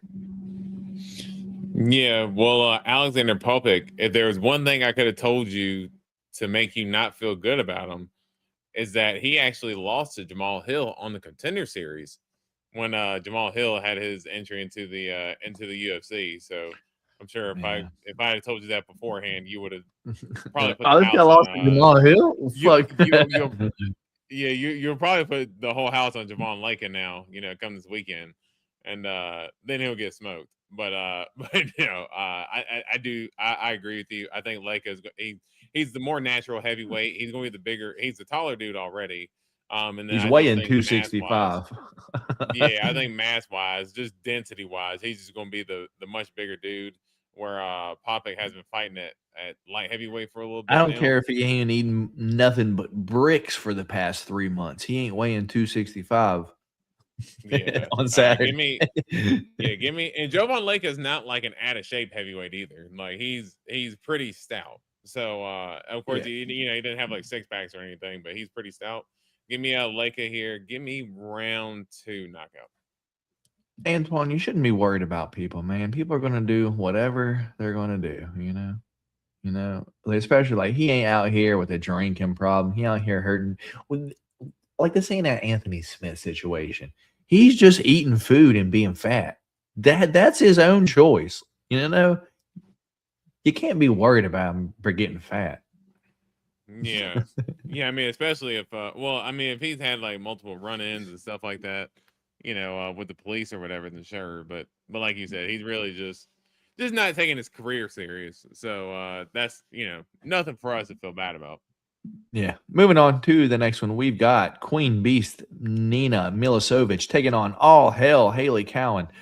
Yeah, Nina Milicevic from Serbia, hometown girl here. She's 8-1 overall. She's 29 years old, 5'5", 65-inch reach. While all hell Haley Cowan, 7-5 overall. Lost her last 3 against Jamie Lynn Horth, Nora Cornell via submission. And then Alice Pereira knocked her out 3 months ago. She's 34 years old, 5'8", 69-inch reach. How does this girl win? Decision, knockout, decision, knockout, ground and pound. Well, I'm picking Milicevic just because Haley Cowan is, once again, 2 cheeks of one ass. Let's go round 2 knockout for Nina Milicevic. What's your thoughts here, man? What's up, Chubby? Yeah, I think Haley Cowan, she's just not really super active as far as when she's in the octagon. She's having orgies in the gym instead. Yeah, yeah, crazy. Yeah, she almost looks like she doesn't want to be there to a certain extent, and she'd rather be having orgies in the gym. Yeah. So I have not heard that story. So you might have to break that one to me. But yeah, no, I think D Rose, she's having orgies in the gym. Is there a who? Her like ex-husband, husband, I don't know, whatever it is. Basically having Diddy parties in the gym, and there's a big old thing that came out about it. Wow. Yeah, but this is a few years ago now. I had no idea. But yeah, that is yeah, I think in between her win and I think between the 2 years, the orgy stories in the gym came out. Dude, I cannot imagine. It stinks in there, dude. Why? Ew. Yeah. Yeah, I have no idea. But give me Nina round 3 KO. All right, that's fair. Moving on up, we got Mateusz Rombetsky, Kyle Prepelic. I'm gonna let you break this one down. I feel like you're gonna go Prepelic here. Tell me why, D-Rose. So here's where I'm at on this fight. Mateusz Rebecki he's a good fighter. He's talented. He's got good boxing, really good takedown defense for the most part until he starts gassing. But he's got good power. He's got a good chin. I do think he's undersized at lightweight, which has really been the problem for him in his last few fights. That which is really, I mean, if you actually look back, I picked against him in each of these fights. And I think I picked against him in each of the fights just because he's talented, but ultimately he ends up getting taken down by the guy he's fighting. Here's the thing with Prepolek. Prepolek does like to go out there and swing and bang a little bit. He does not like to, not saying that he doesn't like to wrestle, but that's not really his ultimate game plan. He was kind of piecing Drew Dober up for a little bit until he got kicked in the nuts.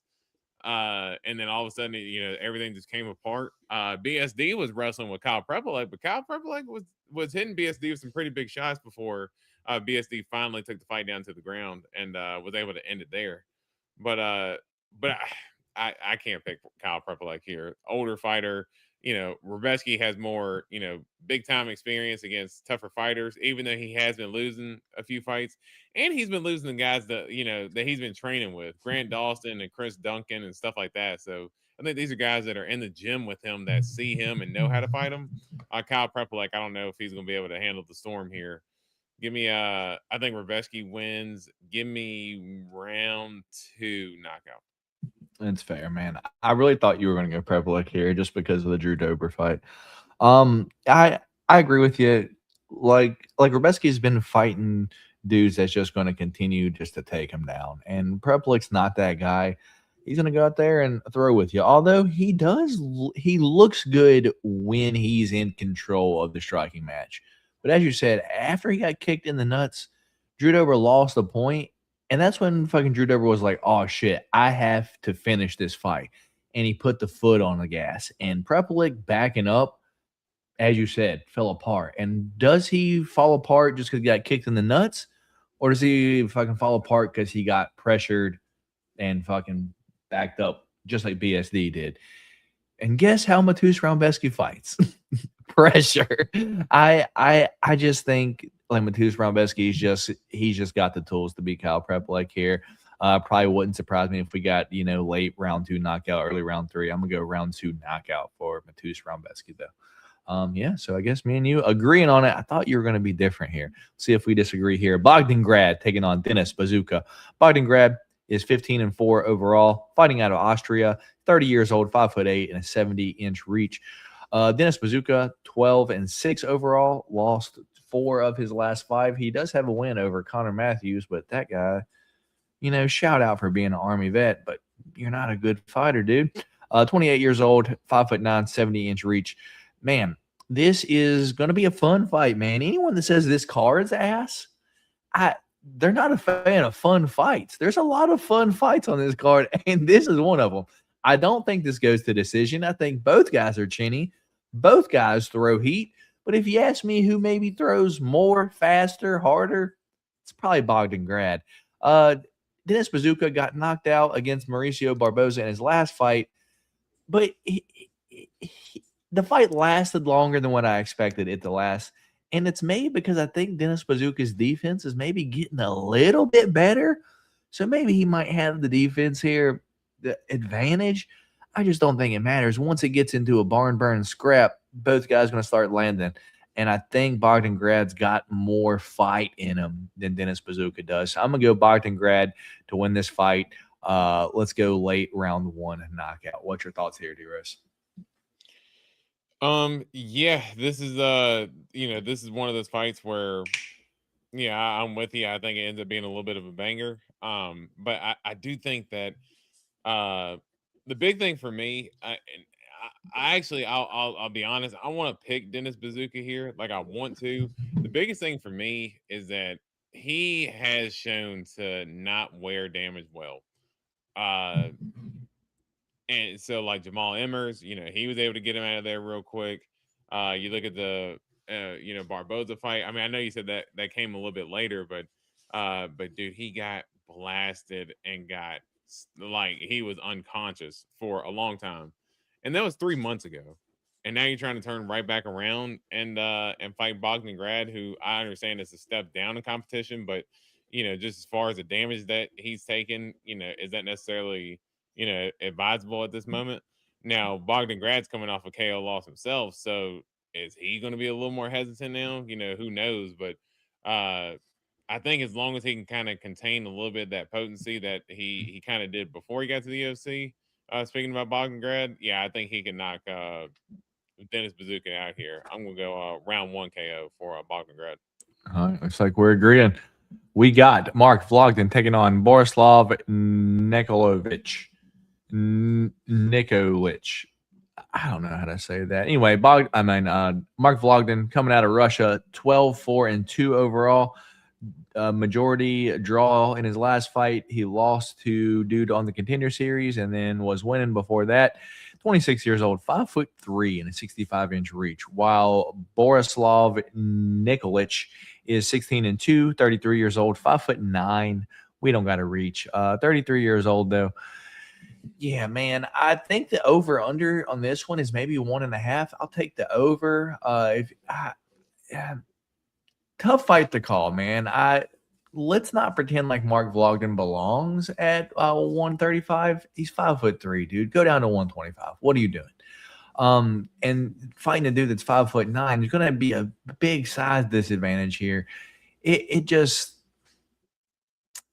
I know Mark Vlogden's fun fighter. He's going to come out there, wing punches nonstop. He's got gas. He's tough. He's going to be in a dogfight. He's going to fight for your money. I just don't think he's got the tools here to get to Nikolic, dude. And I know this dude's taking this fight on short notice. So absolutely no training camp for Mark Vlogden, but I'm going to take the late notice guy just being a better all-around fighter at a weight class that he belongs. Give me Nikolic, UFC newcomer, to win via decision. How about you, man?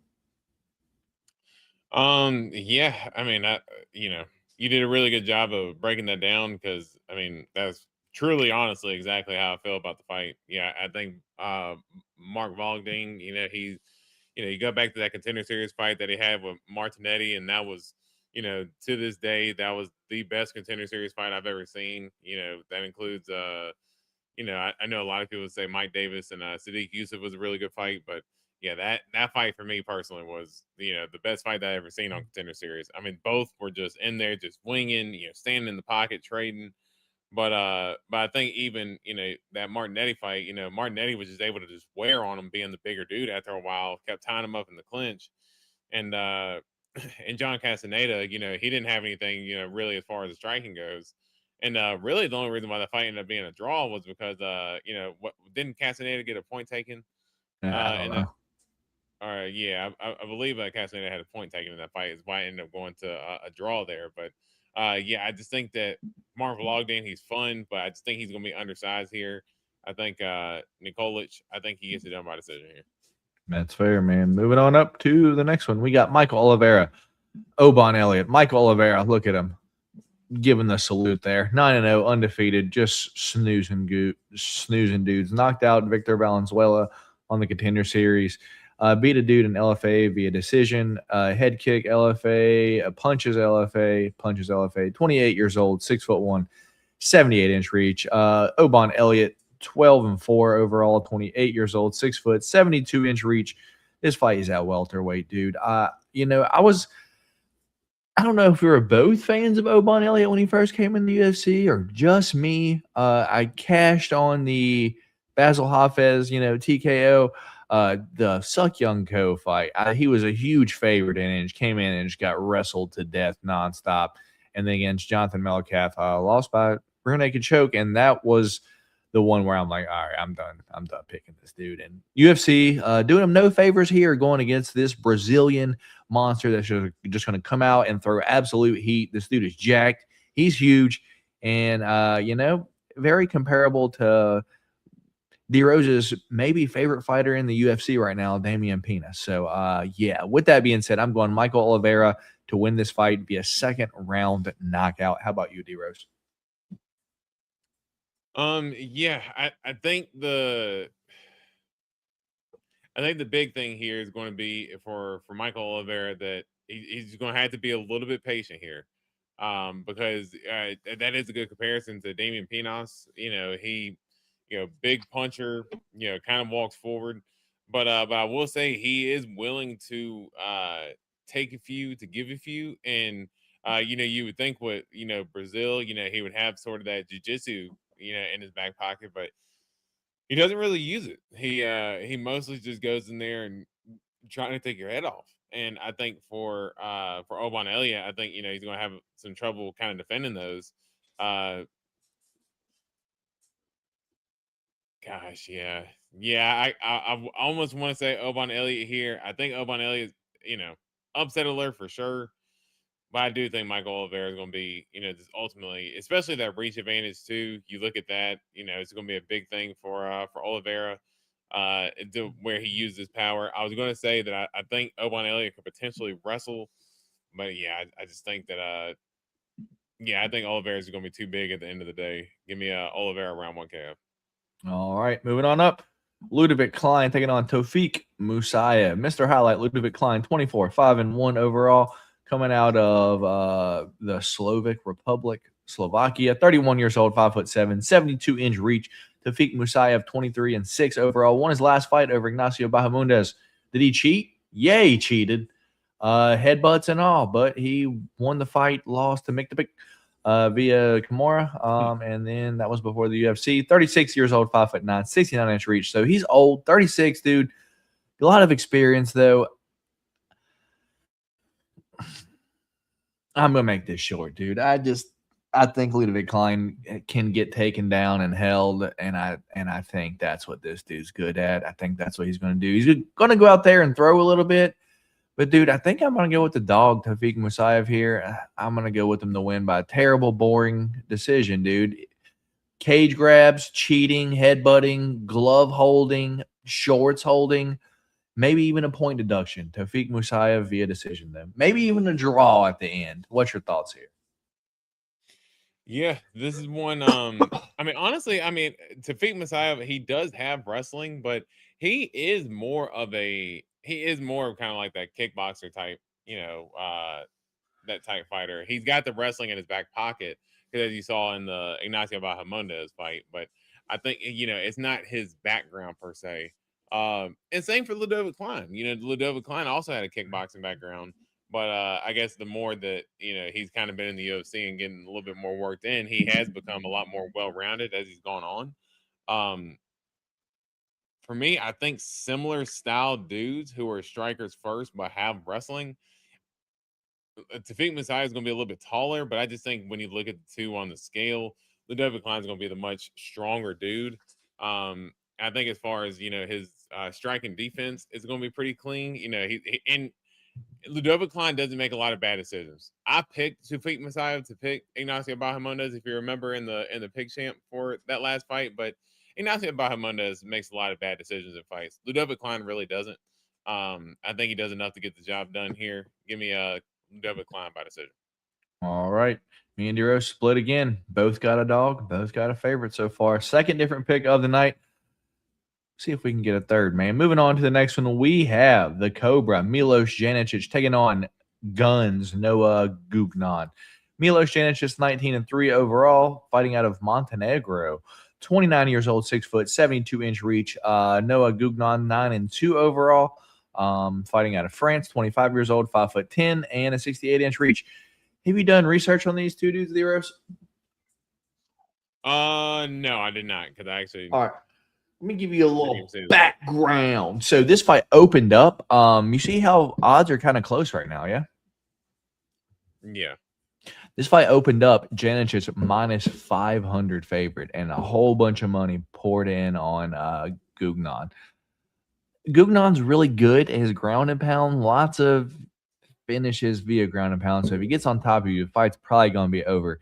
Janicic, on the other hand, is fighting basically everywhere imaginable. BKFC, dirty boxing, maybe even karate combat. Did I see him on Street Beefs? Maybe.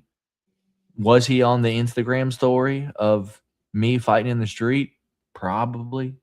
Dude, this dude is fighting everywhere imaginable. I just think he loves the fight. And I just think that's what this comes down to. I'm gonna go with the odds makers. I'm gonna say they were right when they opened up the odds for the fight. I'm gonna go Janicic. I'm gonna go Janicic to win this fight via round one knockout. Just because, dude, this guy, once you watch him fight D-Rose, you're like, oh, okay, that makes sense. I promise you though, if either one of these guys get on top of each other, fight's over, dude. Fight's over because both have nasty ground and pound. I'm going to take the under 1.5 as a total, but give me Janicic round 1 KO as my official pick. D-Rose, well, how about you, man? Yeah, the only thing I really know about Janicic is that I heard Jason Anik basically talk about him being on BKFC and how he's basically like an action fighter. So Yeah. if you know what, I'm just gonna take that and run with it. Give me Milos Janicic. Give me round 1 KO. Fair enough. Moving on to the next one, we got Vlasto Sepa. What the hell? Vlasto Sepa taking on Gilbert Urbina, the RGV bad boy. Or just to confuse D-Rose, the Rio Grande Valley bad boy. Like, that's not his fight name. That's too long. Anyway. RGV is almost as bad. I know. Vlasto Sepo is El Chapo, 14-3 overall, 31 years old, 6'1". We don't got to reach for him though. Gilbert Urbina, 7-4 overall, 30 years old, 6'3", 75-inch reach. What are we doing here? I'm not breaking this down. Give me Vlasto Sepo round 1 knockout, dude. I just think fucking Gilbert Urbina is, dare I say, turbo ass. Yep, that's him. Well, D-Rose is what's on D-Rose's head right now. Crazy. Yeah, I'm with you. Urbina, he does go for it. I give him that as far as, willing to stand there and trade, but too many times that we've seen in the UFC, those exchanges don't work out in his favor. Seppo, Vlasto Seppo, doesn't that sound like a supervillain name, like in some Marvel or whatever DC movie, whatever, like Vlasto Seppo is here to destroy the earth. But yeah, give me a Vlasto Seppo here to destroy Gilbert Urbina's earth here. Give me round 1 KO. That's fair. Antoine, do y'all respect BKFC as a sport now? If you win all of them, but if you're losing in BKFC, not a good look, man, because I went to one event. I'm pretty sure every time they announce the fighter, like, has an MMA record of 2-11, but a BKFC record of like 3-1. Like, you can't be losing in BKFC because that just means you're a terrible MMA fighter. Anyway, Dusko Todorovic, Robert Valentine, dude. I have been excited for this fight since it got announced. Are you surprised the odds are so close? No, because I kind of consider both dudes similar fighters. Dusko Todorovic has no chin, dog. This is not going to be close. Not going to be close. Robert Valentine's going to come out here and elbow Dusko Todorovic, and he's going to fall down. He might fall down so hard he falls through the octagon. He's going to fall down with the thunder. That's what that's what it sounds like when he falls down. Rob Zilla, anyway, Dusko Todorovic, 13-6 overall. He's the underdog, 32 years old, 6'1", 74-inch reach. Rob Valentine, 11-6 overall. Got 3 unwinnable fights right in a row. And then he got a fight that he can win in his last fight 3 months ago, 31 years old, 6'2". Yeah, I'm going Robert Valentine to win this fight via round 1 knockout. I think he just elbows Dusko Todorovic's head off, knocks him out cold. I will be betting Robert Valentine via knockout this weekend. What's your thoughts, D-Rose? Yeah, this is it's a tough fight for me. I don't know why. I mean, I know you're super confident in Robert Valentine, but I mean, if Valentine went out there and got wrestled for all 3 rounds, I mean, would you really be surprised? I mean, truthfully, I wouldn't. I mean, he got wrestled by Torres Finney. Yeah, he did not Yeah, get right. wrestled by Torres Finney. He got held against the cage by Torres Finney. Yeah, but I mean, similar to what I think Dusko Todorovic could bring. I mean, if Dude, they're the he's not able to opposite go up person. Look at the picture of Dusko and just think about what Torres Finney looks like. yeah, Look at the neck on Dusko. Torres Finney has never had a neck, even in his dreams, that look like that. this is a tough fight. Pick for me him. to call, Pick him, D-Rose. Pick him, dude. Let me clean sweep your ass again. I'm going to get you a plunger next week for your shit picks. Give me. Do it. Give me the dog. Give me Dusko Todorovic here to get it done. Give me the dog. You are getting swept again, D-Rose. Give me Dusko by decision. Because I just honestly I don't trust either fighter, if I'm being honest. All right. I cannot believe you, dude. Whatever, dude. Anyway, we got, man, this is the one. Anyway, Marcin Tybura, Alexander Rakic, 27-11 overall for Marcin Tybura, 40 years old, 6'3", 78-inch reach, while Alexander Rakic has lost his last 4 fights. He's a pretty big favorite, 34 years old, 6'4", 78-inch reach. D-Rose, is there any chance you talk me out of picking Marcin Tybura to win this fight?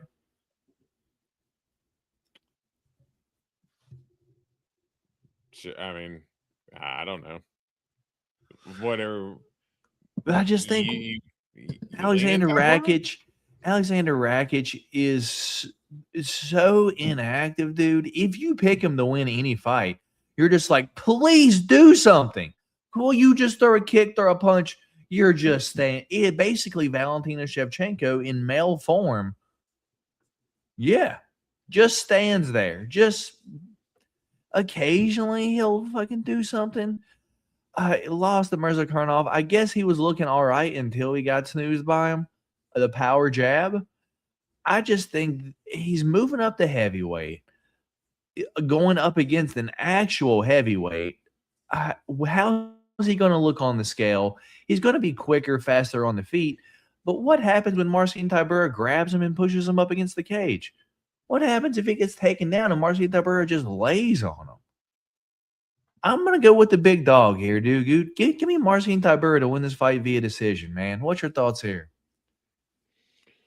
Yeah, I mean, I can't pick Marcin Tybura. I mean, for me, it's really it really just comes down to his biggest path to victory is if he is to get the fight down to the ground. You know, I am in no way an Alexander Rakic fan, but I do think that he's got the frame to fight a heavyweight because he's like he's listed as 6'4". He looks like he's like 6'7". Like he is ginormous in the octagon. So I do think as far as his frame, I think his frame is going to be able to hold up well. And honestly, if you look back at Rakic's fights, it's been really the power punchers, Yuri. I mean, he lost a Jan Blachowicz fight, but it was a leg injury. Yuri got him out of there with the power, and then Ozma got him out there with the power. Tybura doesn't possess that danger. If it's somebody who has a little bit of power, even dare I say Brian Spann, I would maybe pick them against Alexander Rakic. But I think Tybura is not having that danger coming back to really deter Rakic. I think Rakic would be prepared. Boring fight. I'm probably not going to watch it, but give me Alexander Rakic here by decision. That's fair, man. Moving on up, Jan Blachowicz, Navajo Sterling. Jan Blachowicz, 29-11-2 overall. Draw in his last fight. Lost to Carlos Ulberg, or draw against Bogdan Guskov. Loss against Carlos Ulberg. Loss against Alex Pereira. Split decision draw against Magomed Ankalaev, and he won his last fight 4 years ago against Alexander Rakic when he hurt his leg. Jan Blachowicz, is he the oldest fighter in the UFC now? It's got to be him or Jim Miller, right? Miller. Yeah, dude. At 43, 6'2", 78-inch reach.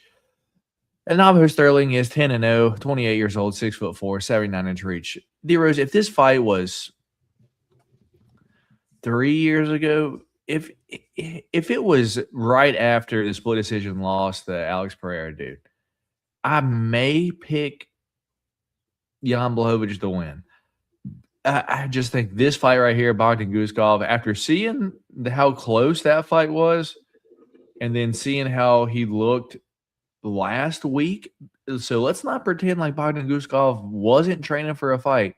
He was going to fight, fighting Jan Blachowicz this week. So after seeing how he looked there, dude, I just think Jan Blachowicz is shot. And I know what you say. Jan is tough to look against, tough to look good against anyone. I agree. But I think at this point, man, it's just getting sad to see. Navajo Sterling did have his first UFC finish in his last fight, in his 2 fights ago. Yeah, so I don't think he gets the finish, but I do think he beats Jan, though. Give me Navajo Sterling via decision. Just good footwork, dance around the cage, jabs, occasional straight. He might even hurt Jan. He might drop Jan. Might end up on top and just finish out the round there. But, yeah, Navajo Sterling via decision for me.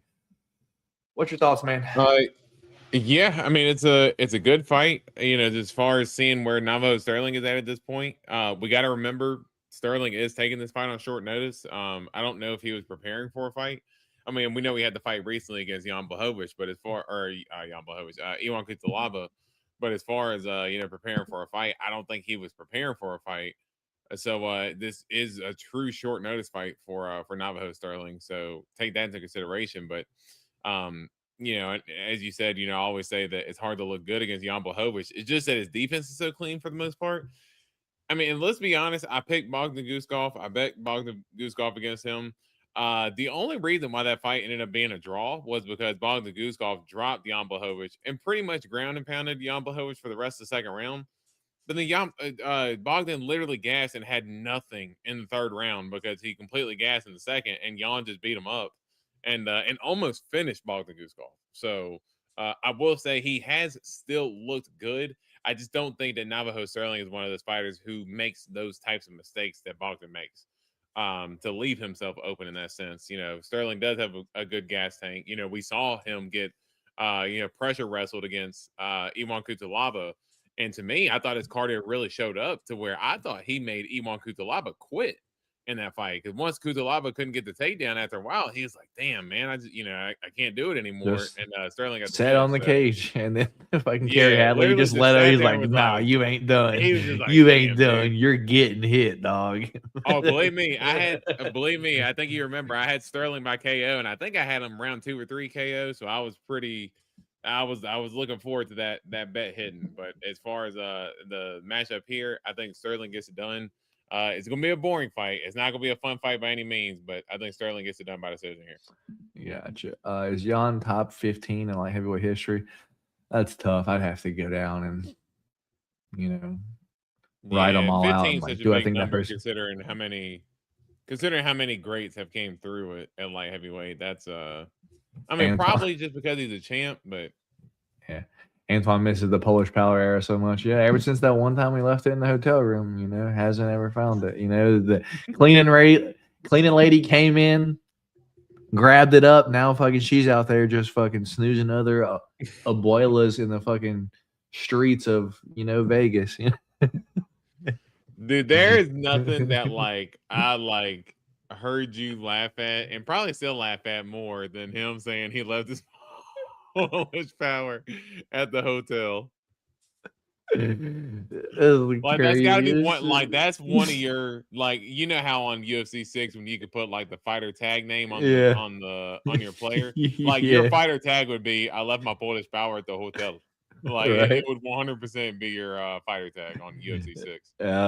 Absolutely nuts. Main event time, D-Rose. If y'all haven't already, do us a favor, hit that thumbs up button for your boys. If you're new here, hit that subscribe, share this with someone that you think may enjoy some UFC picks, and then, leave us a comment down there. Let us know you're watching. We got the Dr. Uros Medić taking on D-Rod, Daniel Rodriguez. Uros Medić is 13-3 overall. Out of his last 5 fights, he's lost 1 against Bunahele Soriano. Kind of odd when he's, knocking out Tim Means, knocking out Gilbert Urbina, knocking out Muslim Salikov, knocking out Jeff Neal. He's 33 years old, 6'1", 71-inch reach. D-Rod, 20 and 5 overall, 39 years old, 6'1", 74-inch reach. Uroš Medić from Serbia. He's obviously getting this main event in his home country. I'm sure he had a fantastic training camp where D-Rod did have his training camp in a Mexican prison. So keep that in mind.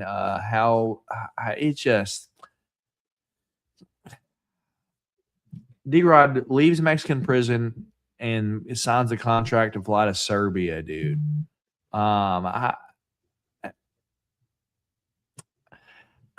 just think this is a bad matchup, dude. He fought a year ago, but how much of the last year was he in jail, dude? 9 months? Yeah. So it's like at most he's been out 4 months getting the nutrition that he needs, dude.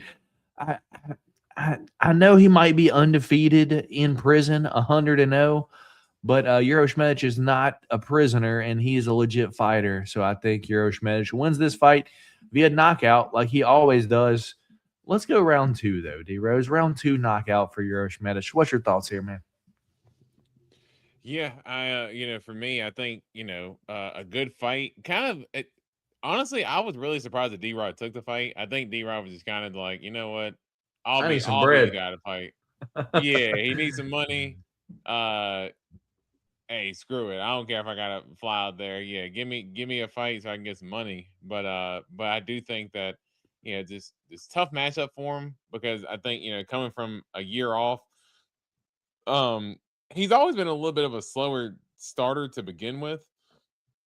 And I think that's where it could really catch up with him with Uroš Medić. Because if there's anything we know about Uroš Medić, he will go for it immediately.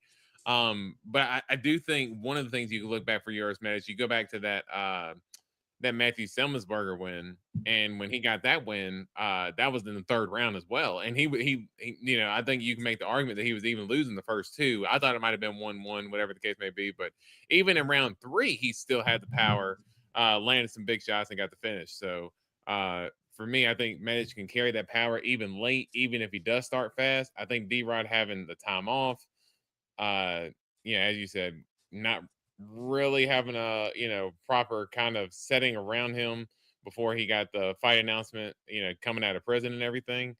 Give me Uroš Medić. I'm with you. I think D-Rod's tough, so I think he takes some of the shots early, but I think in the 2nd round, I think Medić just hits him with a bomb, puts him out of there, and that, you know what? Actually, give me 1st round KO. Medić is going to light that place on fire. Probably, dude. Probably. All right. So that's going to be all the picks for the show. Make sure you save them, D-Rose, so we can get tracked. Anton wants to know if you ever got an expensive speeding ticket. I have never gotten an expensive speeding ticket. I tend to not go too crazy. Maybe in my younger years, but not anymore, man. I'm just going 5 over, How about you, D-Rose? You ever got a crazy speeding ticket? No. I mean, just standard speeding tickets, I mean, nothing. I mean, I did 80 he clocked me for 70 or 79 and a 65. But he said I was going 80, but he said he'd keep it at 79, so it wouldn't be a reckless. Shut up, dork. Yeah, exactly. give me my damn ticket so I can get going. And then I got caught here on Roanoke Street. It was when they first changed it over. It used to be 45, and now it's 35.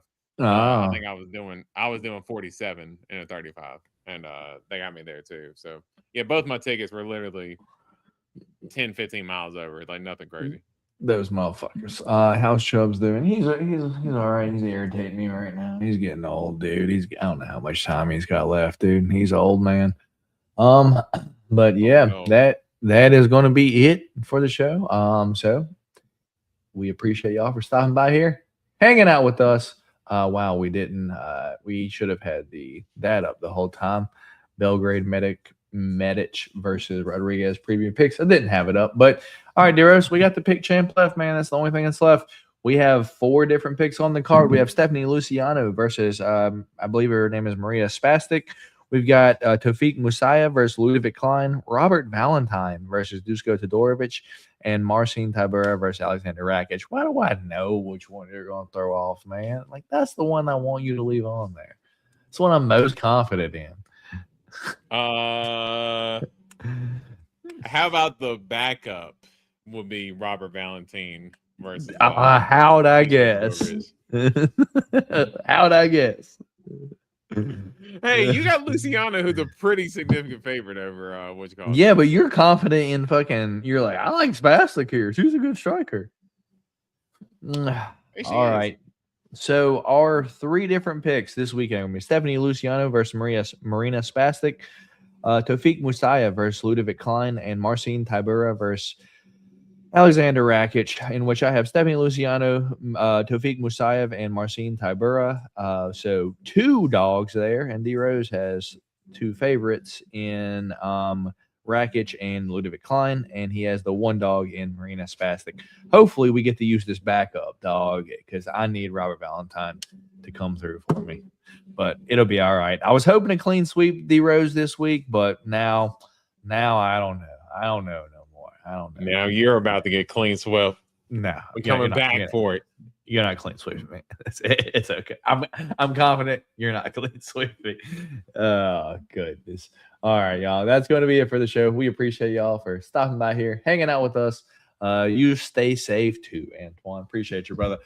With that being said, my name is Matt. On the other side of your screen is Doo Rose. That's what the D stands for this week. Remember, at the end of the day, it's a fist fight. If you're betting on these fights this upcoming Saturday morning, remember, at the end of the day, it's a fist fight. Anything can happen. So don't be betting more than you can afford to lose. But until then, y'all stay safe. Me and D Rose will catch you guys next week. Peace.